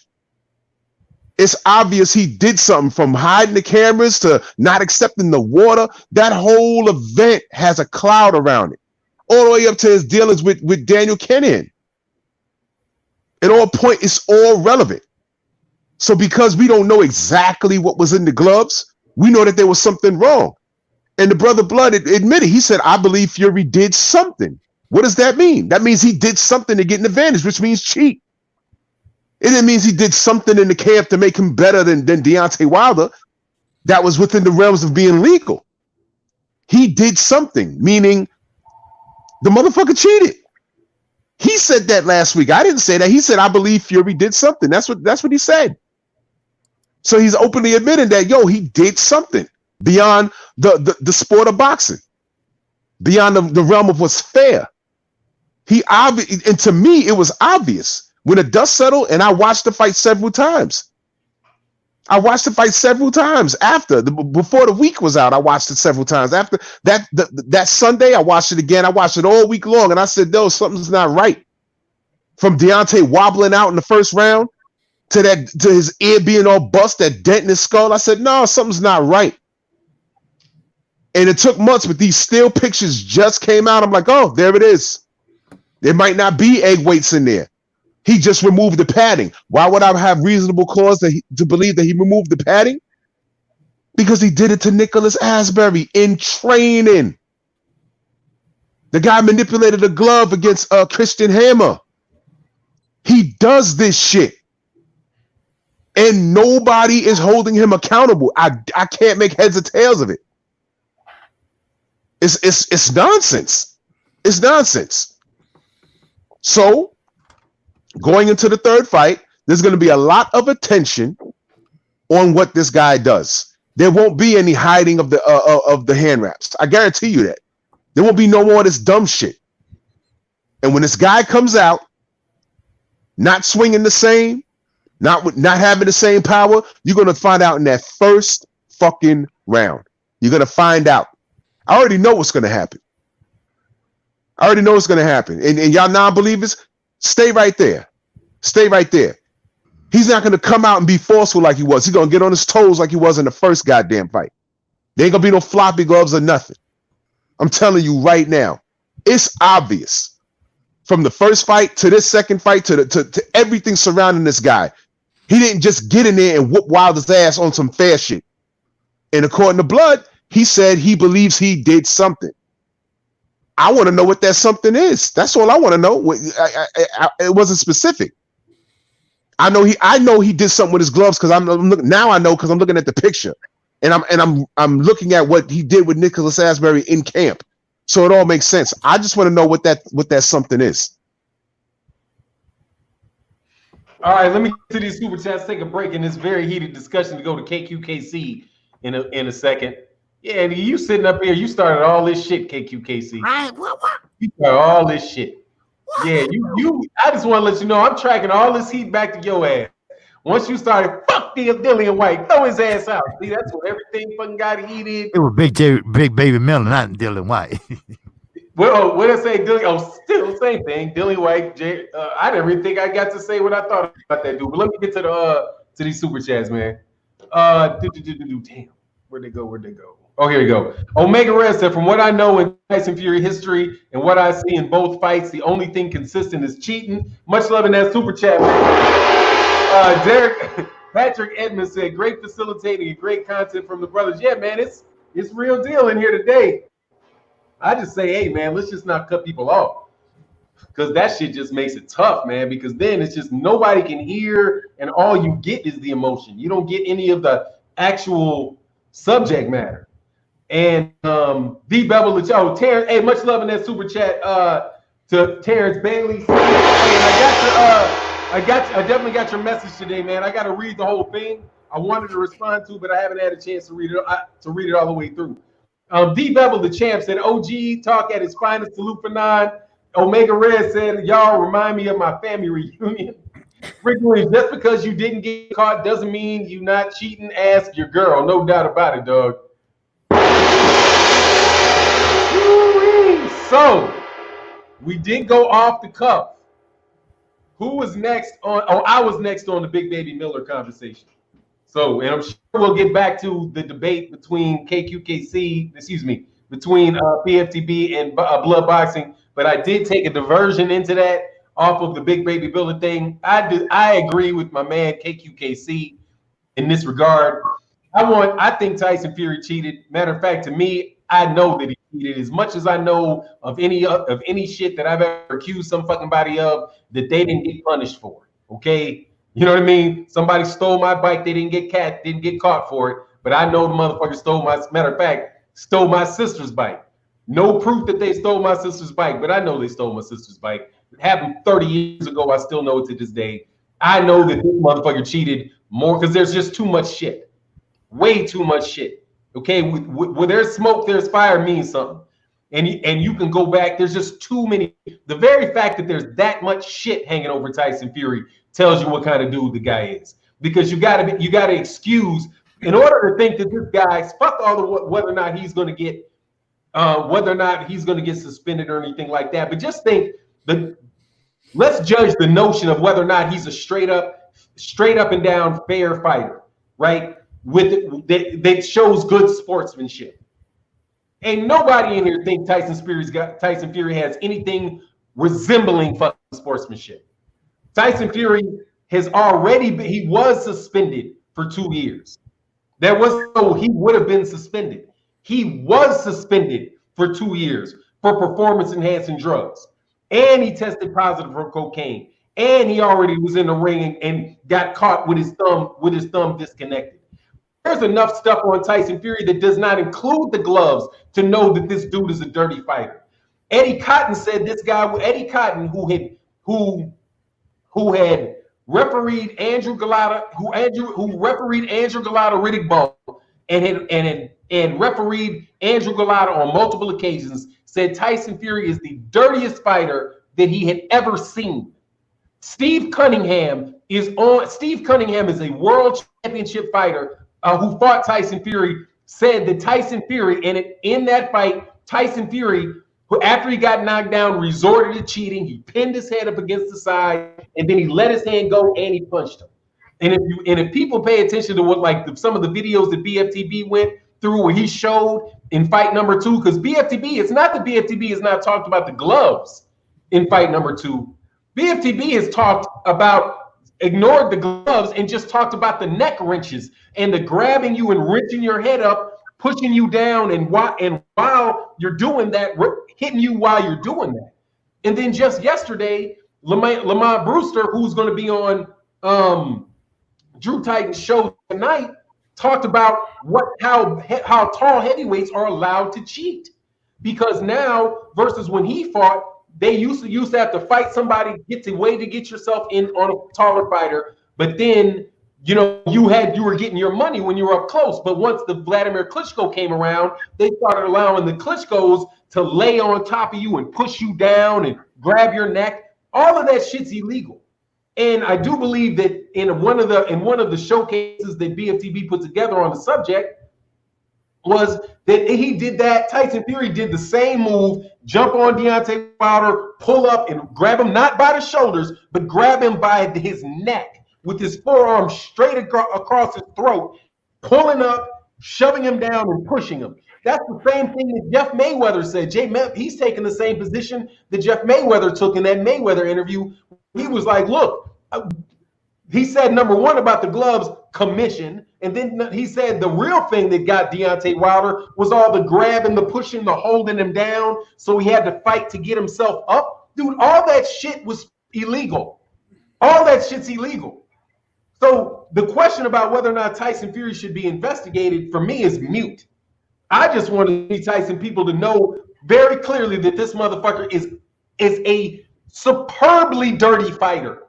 He's not even kind of dirty. He's like Fritzy fucking Zivik dirty. That's the type of stuff that the boxing historians talk about with the level of cheating and all that stuff that was going on in the 30s, 20s, 30s, and 40s. That shit wasn't legal just because it was happening to them more, right? So if I was somebody who would say, could have the argument, well, I think that Deontay Wilder just needs to toughen up, right? He needs to toughen up because there's all kind of people get cheated. There's cheating all over the place. Yeah, there's cheating all over the place, but if you never fucking say anything about the cheating, then the cheating is going to continue to be all over the fucking place. We can't say that the WBC is crooked, right? And the WBC and the sanctioning bodies need to be disbanded But at the same time, say it doesn't fucking matter at all that this guy is doing neck fucking WWE wrestling moves with barely padded gloves and playing all kind of tricks in the fucking ring. I mean, what difference does it make if the WBC's ranking system is fucked up? If you allow fighters to do whatever the fuck they want to do when they get in the ring. So on the taking that from the Tyson Fury thing to the Dillian White thing, dude fucking right punished Dillian. I can't say don't punish Dillian White. Dillian White tested positive for performance-enhancing drugs back to back. I mean, how can I say Canelo Alvarez is a cheat? Canelo Alvarez, I can't have Canelo Alvarez as my number one pound for pound fighter in the world, because he popped dirty. But I'm like, no, don't do anything to Dillian White. No, if the motherfucker cheats, punish him. If the motherfucker gets in there with steroids, throw his ass the fuck out. Because once somebody knows that they will be thrown the fuck out for doing some shit, people will find a way to start boxing without performance-enhancing drugs. But if you keep moving and making exceptions for everything all over the fucking place, the shit is just, it's just fucking gone. The same thing with Tyson Fury. That motherfucker cheated and it's clear as fucking day. Now, is it clear enough in order to get an indictment in front of a federal grand jury? Maybe not. But fuck, I'm not trying to put the nigga in jail. I'm trying to let everybody fucking know his ass is a fucking cheat and what the fuck he did. Because if you don't tell people what he did and what you see, he's gonna do the shit again. And then when the motherfucker kills somebody in the fucking ring, then it's gonna be on, if you knew he was doing this shit the whole time, and you had a platform, and you never said anything about it, then hey man, don't fucking shed any tears for the motherfucker that gets killed. When all of a sudden Tyson Fury grabs him up under the neck, wrenches him up, but slips, right? And snaps something on the dude. Dude, that's not boxing. Having your fucking glove halfway on your hand is not fucking boxing. Steroids is not boxing. If we're going to call out corruption in boxing, call out all the fucking corruption. And it shouldn't fucking matter whether or not the Nevada State Athletic Commission agrees with you or not, or whether or not the WBC is going to do anything, or the WBC is going to condemn somebody.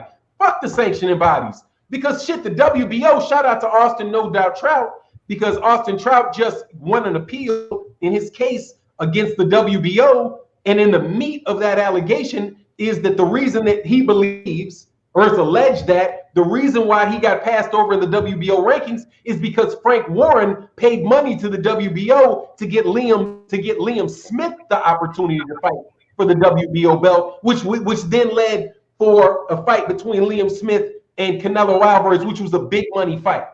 A clear fucking payoff. And then when Austin Trout is trying to take care of, and get treated fairly, they got an arbitration. He has an adhesion contract with a clause in it that says that if there's a dispute with the WBO, you have to go to arbitration, and that they get to pick who the people are, who the mediators are at the arbitration, which means they get to pick the judges. Which means, so you see this shit pop off with what's going on with Austin Trout. You see and know that people are dying in boxing rings over there, and have been for a very long time, because because it's an inherently dangerous sport. It's unethical. And it's unethical for a boxing fan not to point it out when they see it, if you have a voice and if there's people that will listen to you. Because they will cover all that shit up. And if they could cover the shit up, they would cover it up even fucking more, and they would do even more. And it's at least the fact that we're talking about it, Tyson Fury won't be getting back into the ring with some big long-ass floppy glove.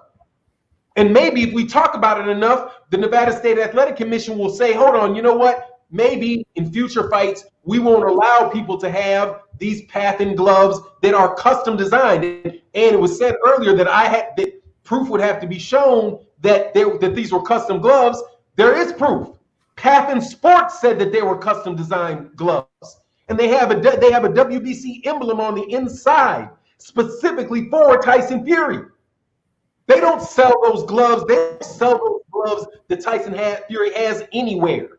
Those are custom designed gloves for Tyson Fury that were built specifically for his hands and his hands alone.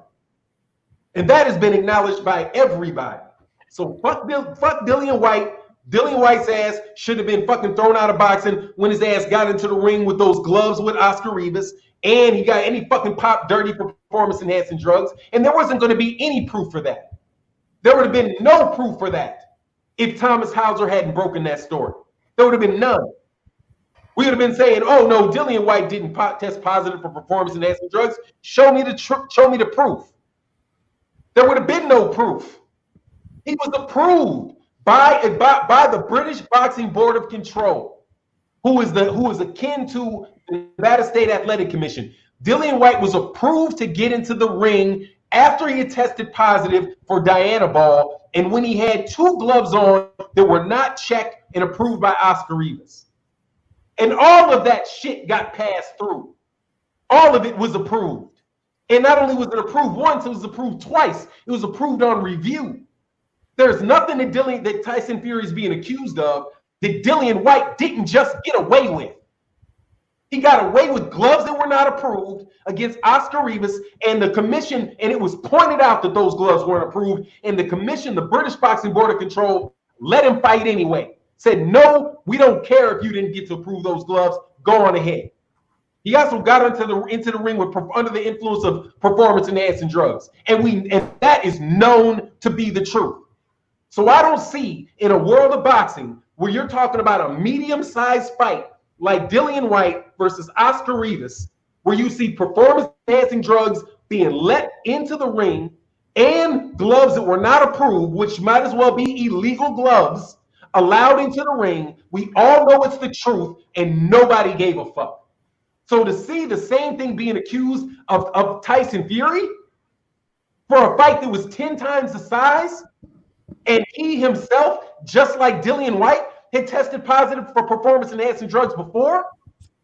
The parallel between Dillian White and Tyson Fury in their 2 last fights they're fucking parallel.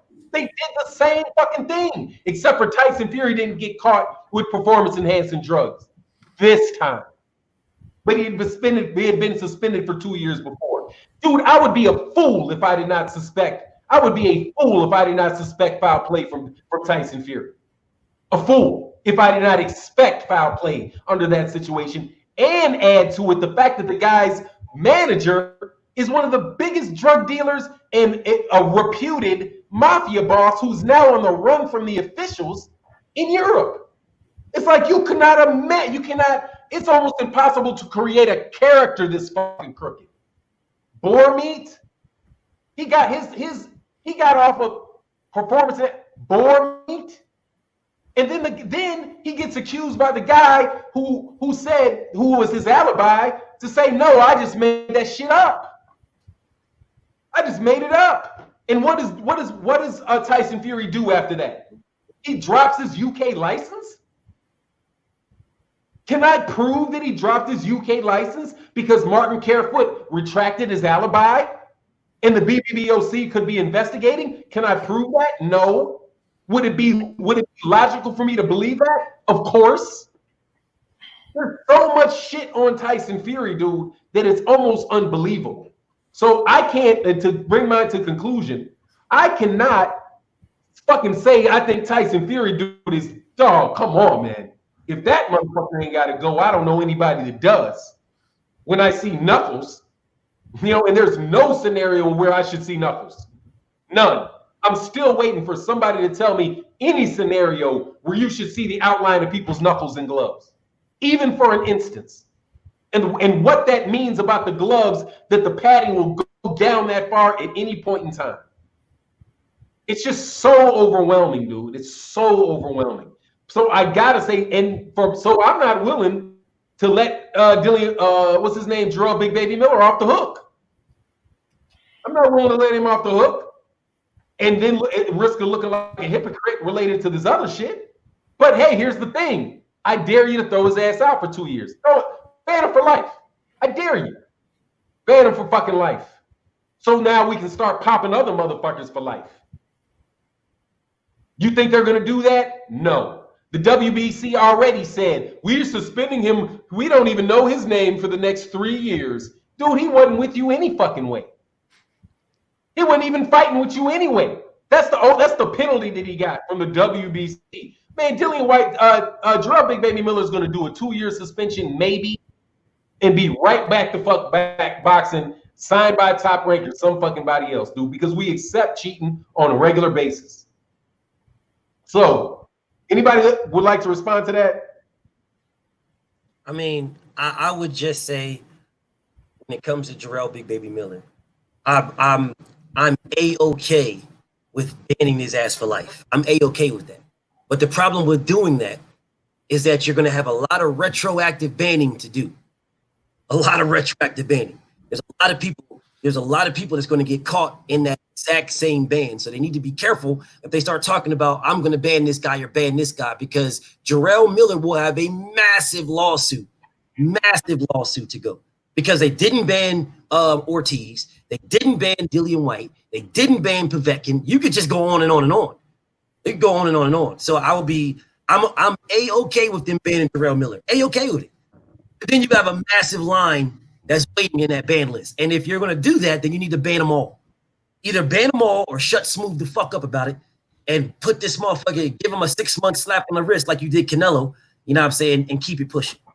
Now, with that, a smart defensive lawyer. Now, you know what I'm talking about, Fanon. They will put all type of adjectives in the difference in between Big Baby Miller, the counts, the number one, the number of PEDs in one incident. Oh man, he get you'd be surprised. The prosecutor, not defense, the prosecutor, what length they will go to differentiate between, if I said it right, between him and Canelo, one time versus maybe 7. I'm not saying that's the number, but they're going to show just cause, as they always do, just cause why and what's the difference in him and them. Right, but that's just one case. There is Povetkin who failed A and B. That's what I'm saying. They're going to try to go down the line. You can start talking about Canelo all you want. There is too many other people that are going to get caught in that whirlwind. Way too many, including Oogly Fury. He's going to get caught in it too. There's a lot of people that's going to get caught in that. So Jarrell Big Baby Miller is not in a bad position that people think, because he could just say fucking retire and sue these motherfuckers and make bread. Well, he probably just going to get a 2-year suspension, like Fanon said. That's probably it. Slap on the wrist like before. I'm not. If I'm Jarrell Big Baby Miller, I'm not taking 2 years. Canelo did not get 2 years. Tyson Fury did a self-imposed ban on himself. You know what I'm saying? Nope. Povetkin didn't get nothing. Last time he got what, 6 months? Povetkin got nothing. Last year, he got 6 months. Povetkin got nothing. Period. He went from the WBC straight to number 7 in the WBA. That's what Povetkin got. If I'm Jarrell Big Baby Miller, using the same analogy that you just said, with a good defense or a good trial or whoever you want to call it, that's what I'm getting, and that is the precedent that I'm using. Povetkin didn't get anything. So what you're telling me is I can move out of the WBA or WBO into the IBF or WBC and be ranked number 7. Thanks. I'll take that deal. Because that's how it works. That's how it works. Because the sanctioning body can only suspend you for their sanctioning body. Right. They can't suspend you for everybody else, and they can't really keep you. It's necessary for state commissions to ban you. So whether or not if the WBC is the only person that bans them, it doesn't really matter. Nevada may ban him, but then if he's banned in Nevada, he might be able to go over there to the UK or go fight in China. I mean, the problem is the problem with that is boxing is not centralized, and on top of it, most of the shit as far as court doesn't apply, because like I said earlier, as it relates to Austin Trout, a lot of this stuff is within the sanctioning body's rules. So and they have in their rules that type of stuff goes to arbitration. And those arbitrations are heavily fucking skewed often for towards a promoter because they're political appointees. So I mean, it just look, I don't believe for shit that they're going to punish this dude, because they're not going to set the precedent of doing it. They're trying to lighten up. They're in the process of making it easier for people to cheat. They're not in the business of trying to make it more difficult. I mean, you saw the manual from the British box from UCAD, Yep. UCAD anti-doping, and all those fucking retroactive therapeutic use exemptions and all of that stuff up in there. Them motherfuckers fucking easy to cheat. Over there in the UK, dude, in the UK, you can not only go to get a doctor's office for them to prescribe to you testosterone, synthetic testosterone. If you get caught with it and you didn't get that exemption, they can give it to you after the fight has already happened. So they can completely clear you. If a doctor gives you a note after you test positive, it's almost, and then they don't make public the name of the people that pop dirty. Dude, the UK is ripe for steroid fucking cheating. They're not trying to catch no fucking body with that shit. You know what I mean? Is that in and out of competition? Don't they have some clause like that you can use in and out of competition? Some things you can use in competition. You can't use in competition, but you can use out of competition. That's like, but that just speaks to the different regulation from one jurisdiction to another, like the US. That's what happened with Billy Joe Saunders. I think it was nafraxamine, some shit like that. No, it's a xylophrene where they said he could take it during training camp. He just can't have it in the system when the time the fight comes. Which you can get the benefits from it. It just has to clear your system before the fight. Right. So that's in competition, out of competition. They're trying to make it easier for fighters to get pop dirty. That's what I think. And I know this is conspiracy theories. I think somebody might have slipped one in on Big Baby Miller. Because it's tough for me to believe that nigga's that stupid. Like that is monumentally stupid. You know what I mean? But anyway, man, that's my take on it. I agree with you, BFTB. It will be a lot of people would have to be suspended and a lot of stuff, but they're not going to do anything retroactively because they already cleared them. You know what I mean? They can't. They would have to have a reason to go back to somebody that they already cleared. So they cleared them. The shit's going to go on. But moving forward, But then again, shit. I mean, when they do that, don't expect them to have any equal. Playing field, because even written in their rules, like for example, the WBC in the section 2, where they talk about interpretation, their interpretation, they can interpret any rule in their manual in the way that they believe is for the greater good of boxing. Right? They don't define what the greater good of boxing is. It pretty just means that they can change any rule and apply any rule that they want to any way they want to, just as long as they think that it's in the best interest of boxing. So anyway, so anybody else got? So we can go. Let's go around the table, man, and let everybody get stuff off their chest. But no, Callie, did you have something you want to say? I know I left Callie. Callie, is there anything that you want to talk about or something I missed for you?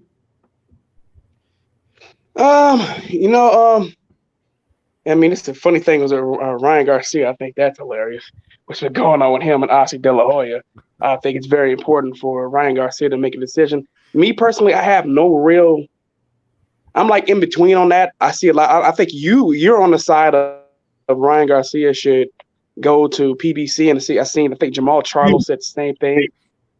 And I'm on the side of. I'm in between. I know there's some people who think that that Ryan Garcia doesn't deserve a raise. I'm in the camp of whatever you can negotiate, you deserve. It's tough. I don't know. I don't really feel sorry for Oscar De La Hoya. Oscar De La Hoya is a complete another piece of shit. So if Ryan Garcia was to find a way out of that contract, hopefully he can go somewhere we can actually have some sort of control. But Oscar De La Hoya has set himself up for all of this. And the zone, in a way, has set themselves up for all of this, as they were throwing out boatloads of cash early on. And then all of a sudden, now that we had coronavirus hit, they want to start getting stingy with the purse strings. Actually, it started a little bit before then. But, if you're a boxer like Ryan Garcia, like, you guys need stars. I still have the leverage over you. If you don't want to pay me, then let me out of my contract and I can go somewhere and get more money. But Oscar De La Hoya also has the power to, put him on the shelf. So this is one of the funny things when it comes to the sport of boxing. You got to be you should have an out. You should have a way to get yourself out of your contract if possible. I don't know if he does. That's something that I don't know. What's your thoughts on that, Fanon? With Ryan Garcia, do you think that he has anything that can get himself out of the contract, or you think he's just in an absolute slave contract? That's my question. Well, we asked him for was to release him. I mean, at any point in time, you can be released from a contract. There's nothing preventing Golden Boy from letting him go if he's asked to be let go. That's mutual. That's a mutually agreed upon termination, and there's nothing that would prevent that. You know what I mean? The only thing would be is if one party resisted it, and Top Rank said, or was it Golden Boy's like, no, you agreed for another 3 years, another whatever, that's breach of contract, or he would say, you promised me this for this amount of time, Golden Boy. Then Ryan Garcia says breach of contract. But no, if they both agreed to let each other out of the agreement, they can both walk away. Now that's probably what happened with Floyd Mayweather Jr. with Bob Arum. He was like, yeah, well, let me out. Well, okay, I'll let you out. Give me $700,000 and I'll let you out. And then he said, okay, here's $700,000. I'm out. But I missed something. Blood, what's your thought on Big Baby Miller, man? Should you punish? What should Big Baby Miller should Big Baby Miller be banned for life? What's your take on Big Baby Miller? I don't think they should use him as the poster child to be banned for life. No, but I don't really care about Big Baby Miller because he never cared about none of you guys anyways.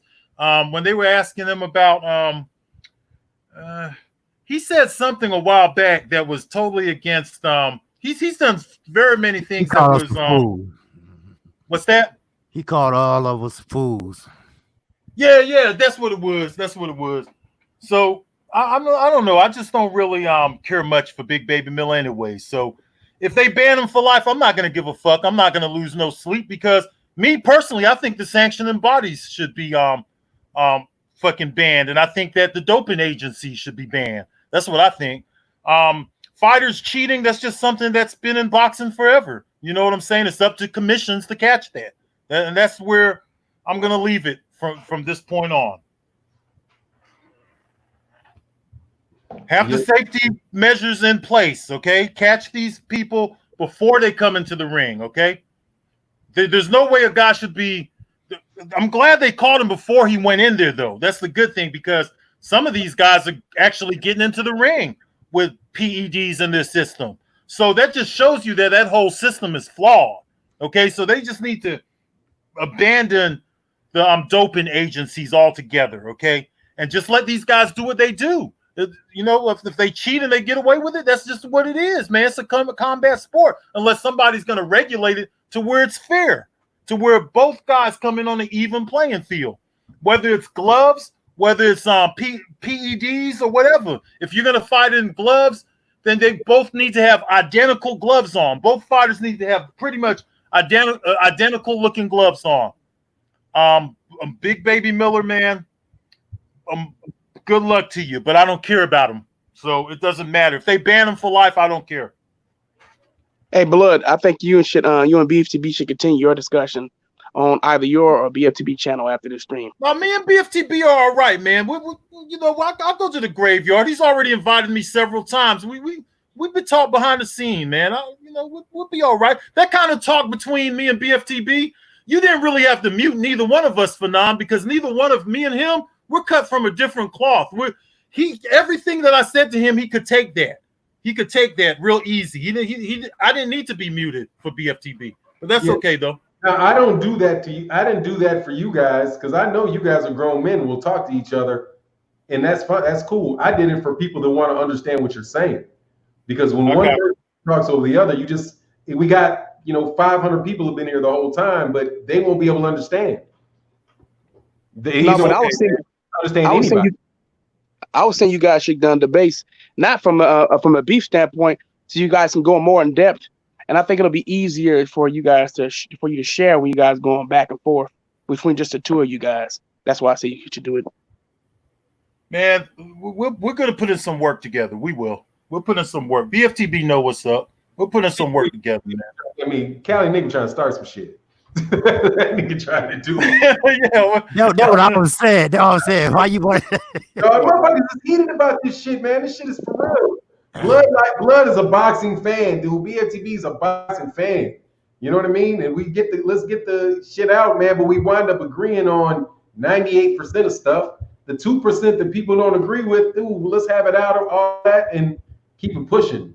Personally, I think, let's agree, let's disagree, and let's keep it pushing. Because I understand Blood's point 100%, and I understand BFTB's point 100%.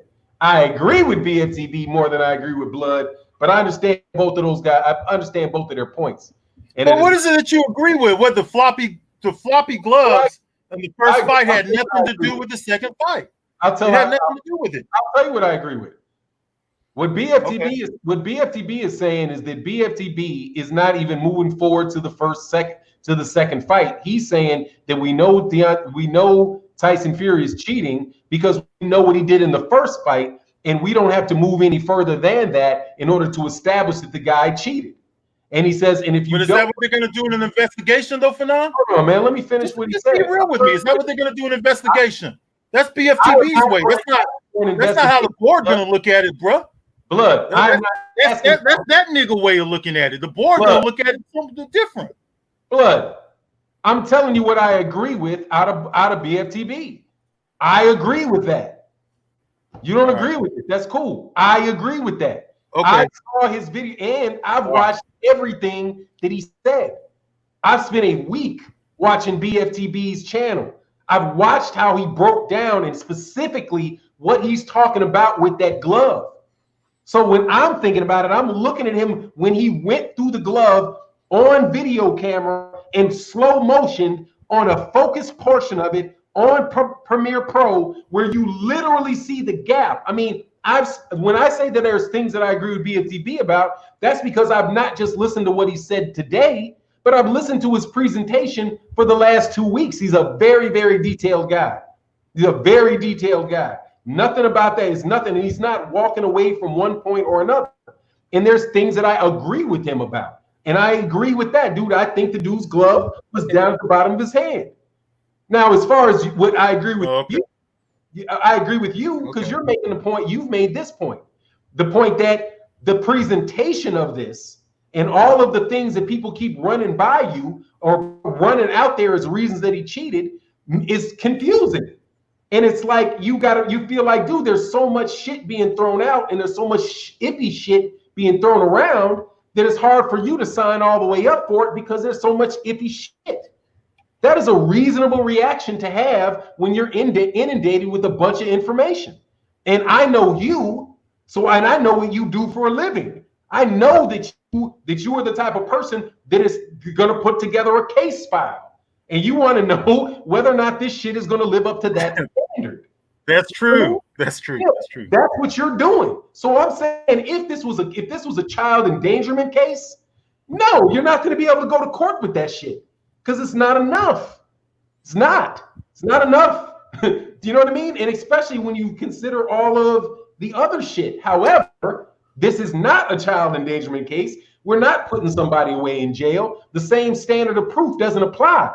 To me, this is a civil situation whereby the preponderance of evidence, and I would go the preponderance of evidence, which means I don't have to have it. It's not beyond a reasonable doubt for me. Like I have to convince me to there's no way that it could possibly be false. No, I'm going preponderance of the evidence. If you make me feel like it's more likely this bitch ass cheated than he didn't, I'm going with the motherfucker cheated, and I want his ass to fuck out because of his track record. The motherfucker already tested positive for performance-enhancing drugs. He got into the ring against Vladimir Klitschko, having already tested positive. I know the motherfucker's a cheater. I know I never believed the boar meat shit. So I think the motherfucker is morally inept. No, not more. I think he's too ethically challenged to be able to allow to fight, dude. Because no motherfucker that's 6'9", 300 fucking pounds that is willing to do that type of shit should be allowed in the ring. Because he's too big and that shit is way fucking too fucking dangerous. You can't be having no motherfucker 6'9", 300 pounds hitting somebody 50 pounds smaller than them with no fucking padding on their gloves. just because the Nevada State Athletic Commission thinks it's cool. I know it's not. See, but I don't want to get into the argument again, but I understand where BFTB is coming from. I have always understood where you're coming from because I know who you are and I know what you're trying to prove. If I was saying, go ahead, Blood. The 2 points didn't really add up because we were talking about two different things. And that's really because really when it comes down to the floppy gloves and stuff, I agree the gloves was floppy too, and I agree that it might be an advantage for me, but I don't know how Tyson Fury looked at it. So, I mean, he didn't make any comments on if it helped him out or not. Yeah, and see, but I think what would be helpful though is for BFTB's point of view, BFTB, like BFTB was about to talk now, BFTB would lay out to you exactly why he knows that that's a benefit for Tyson Fury. Because Tyson Fury is a bare knuckle fighter. He's a trained bare knuckle fighter.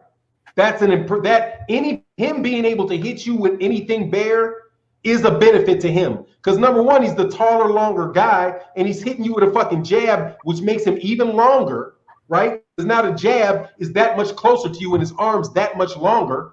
And also it makes you react in a way where you would duck your head down to the side, and now you're out in no man's land and he hits you with the right hand. And it's just not he's not that long. It makes him even longer against a long fighter. But it is what it is. But look, man, we're gonna wrap this up. Cali Enigma, let them know how to get in contact with you. Oh, I have the super chats, and then we'll do that. My bad. And then everybody will get their last word. Eminem Sports said, been listening to the panel back and forth in regards to Fury possibly cheating in the first and second fight. What would be Wilder's game plan for a third fight if and when it happens? I don't know. You want to take that? I'll give that to Drew Titan. Yeah, what he needs to do next is make sure everybody in this camp is well in tune to what's going on in Fury's camp as far as fairness is concerned. Bring your own water. Wilder said he cleaned up his own camp. What he needs to do, I would say 70% of him coming into that fight on a level playing field is cleaning up the shit on his side and making sure that they're doing the right thing. The other 30% is just getting in there and whooping Fury's ass like I know he can do. Okay, just get in there and whoop Fury's ass and be the best Wilder that he can be. Because not even in the first fight, he was the best Wilder that he could be. He was 208 pounds and still knocked his ass out. Listen to what I'm saying. Fury was knocked unconscious by his own admission. I'm not talking about knocking him out and stopping the fight, whatever. We all know what happened. Fury was slept by his own admission. So that's what I'm talking about. So I think the champ is riding high. He's in good spirits. What he needs to do, 70%, was cleaning up the shit around him. All right, and making sure that they're on point on the other side. The other 30% is easy, getting there and being the best man he could be. Because there was a lot of fuck shit that led up into this second fight. A lot of fuck shit. Wilder lost due to fuck shit. He didn't lose on a fair playing field. He lost to fuck shit. So don't be surprised if the closer we get to December, if Fury fucks himself up and weasels his way out this fight. Don't be surprised. I'm not saying it's going to happen, but I'm saying don't be surprised if that goes down. That motherfucker's on the ropes. But all Wilder needs to do is clean up his side of the street, make sure these motherfuckers on the other side of the street are doing the right thing, which is like almost impossible for them to do, and just getting there and being the best Deontay he could be. Be the man that we've been watching, because it's been working this whole fucking time. It's been working this whole fucking time. He lost due to fuck shit. That's all he needs to do. That's all I got. All right, man. Hey, Time to Annie up said, Oscar ain't shit. And Adewale M said, great show. Salute to all OGs. Thanks for bringing BFTB, man. Always, man. You know, BFTB the knife. That's BFTB the knife. Always good, because there's not anybody more researched than BFTB. And Time to Annie said, De La Hoya named himself after a Caucasian. The ring name Golden Boy originally belonged to Donnie Lalonde, who ended up being KO'd by Ray Leonard. Well, nah, Golden Boy, Time to Annie up. Golden Boy is a phrase that people have used for, like, you know, a rich, successful, like the money guy. they've been using that for a long time. That existed before Donnie Lalonde. I just think Donnie Lalonde had blonde hair, and he played off of it. The golden boy, that was around well before that Donnie Lalonde. And I think Tom BF said, oh, okay, I got that. OG sing for them. Oh yeah, hey, KQKC, Omega Red One said asked you to sing for the super chat, man. Man, he was golden boy because he got the gold medal. Omega Red in the super chat said, OG, sing for them one time, player. Player. I sound like Paulie Malignaggi, fake as shit. I don't say player, I say player. Say it for one time, player. All right. Omega Red. And that's chat.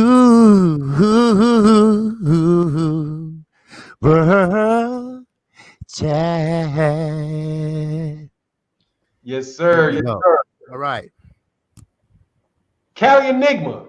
Let them know what's up. Hey, well, what's happening, everybody?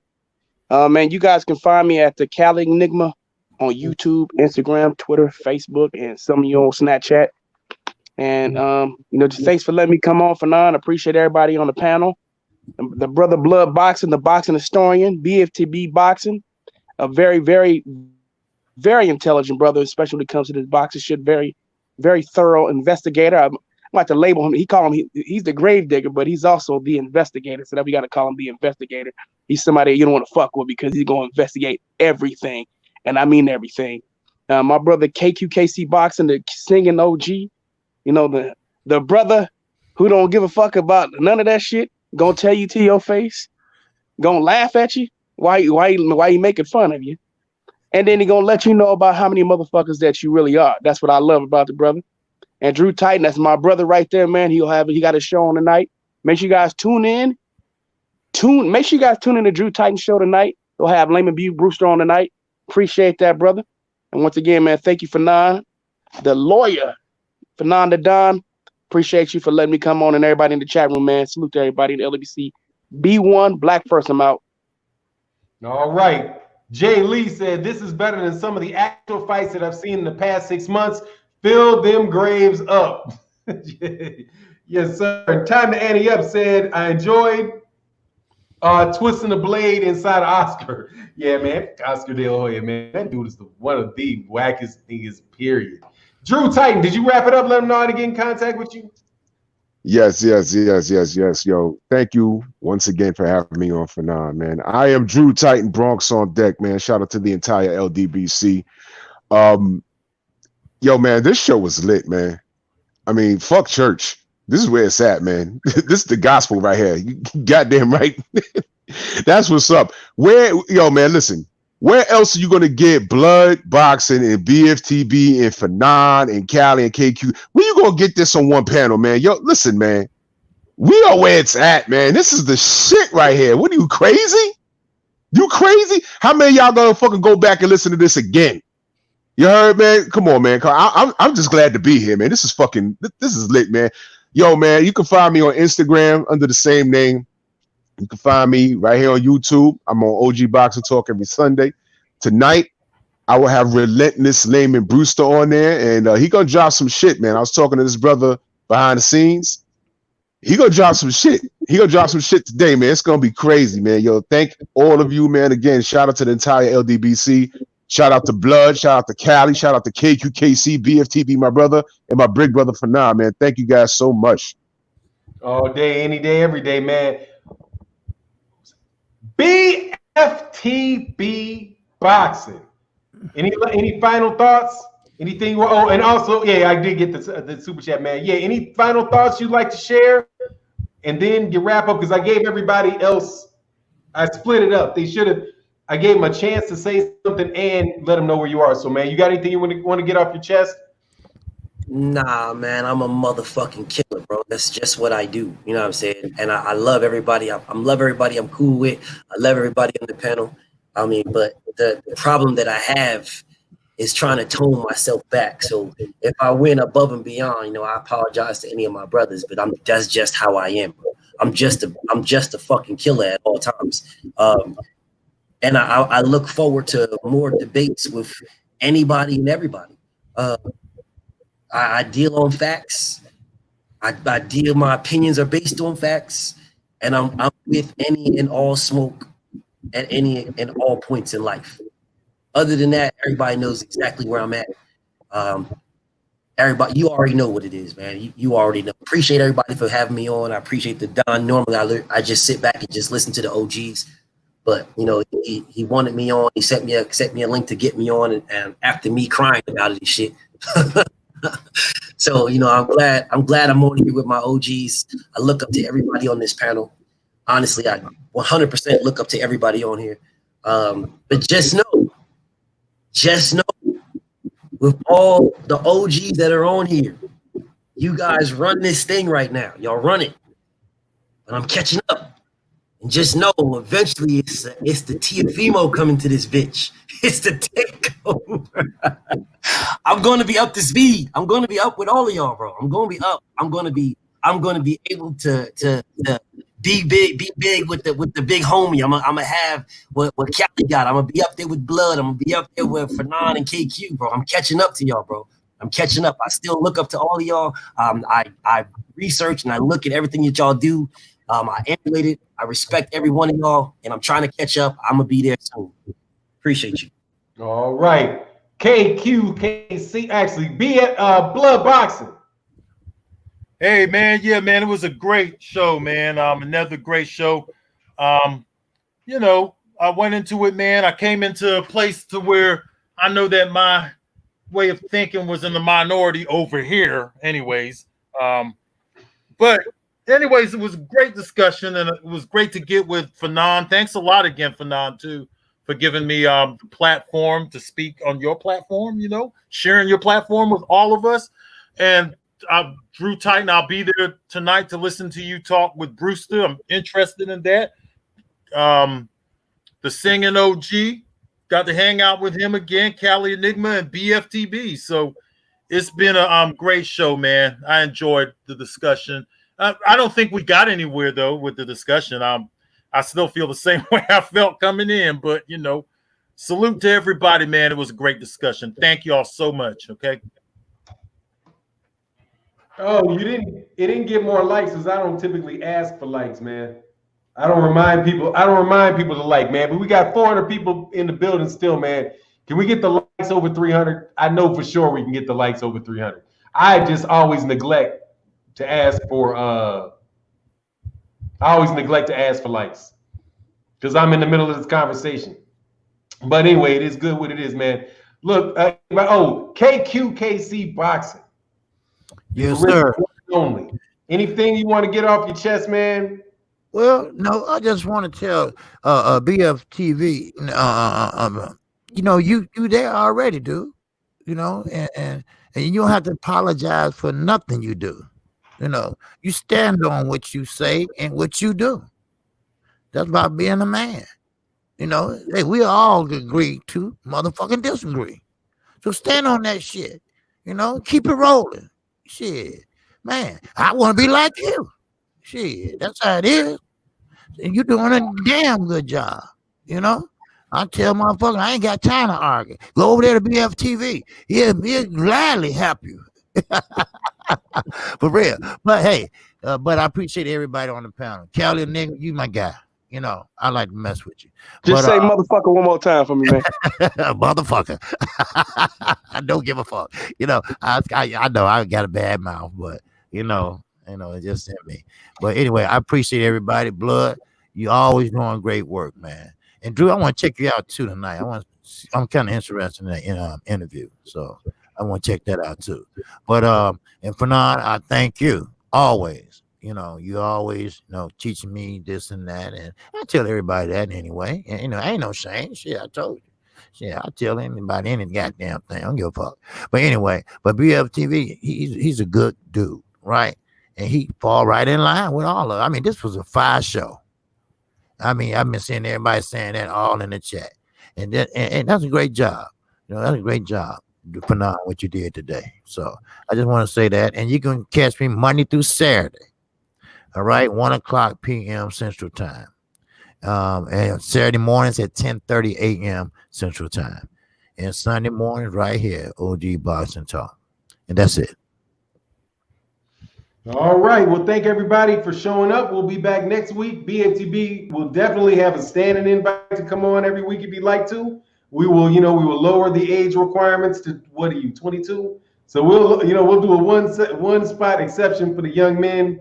Yeah, anytime he wants to come on, he's more than welcome. But look, man, we're going to get out of here, man. Thank you guys so much for your support. I've already said enough. Thank you to Blood Boxing for being an honest, straightforward dude that is always going to tell you what he thinks.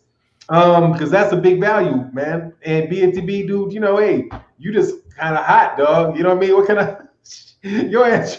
You try to light motherfuckers on fire. So I pour a little water now and then just to try to keep things together. But hey, if people want to go at it, they got to go at it. I understand it. Anyway, much love to everybody in the chat. Thank you for everybody. And you too, Blood. That was equal parts because you talk about Blood. Like Blood's gonna argue, BFTB gonna get hot. It's gonna be what it is. I was shocked today by KQKC and Drew because he still say fuck Dillian White. I was impressed by that KQKC. You went hard. Now, one time I said Dillian White was homies with Blood. Blood got hot. Blood was about ready to kill me. What? Just that one time. So Blood, I want to hear Blood's opinion on Dillian White. What's your real thoughts about Dillian White, Blood? He did that. He said throw his Hey, you know what, Callie? I'm gonna come on your show this week and I'm gonna give it all to you. I'm gonna come on your show, Callie. Yeah, I want you to because I want you to just let it all out.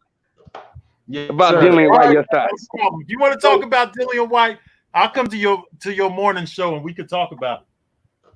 All right, man. Now we out. Peace. Peace. Peace.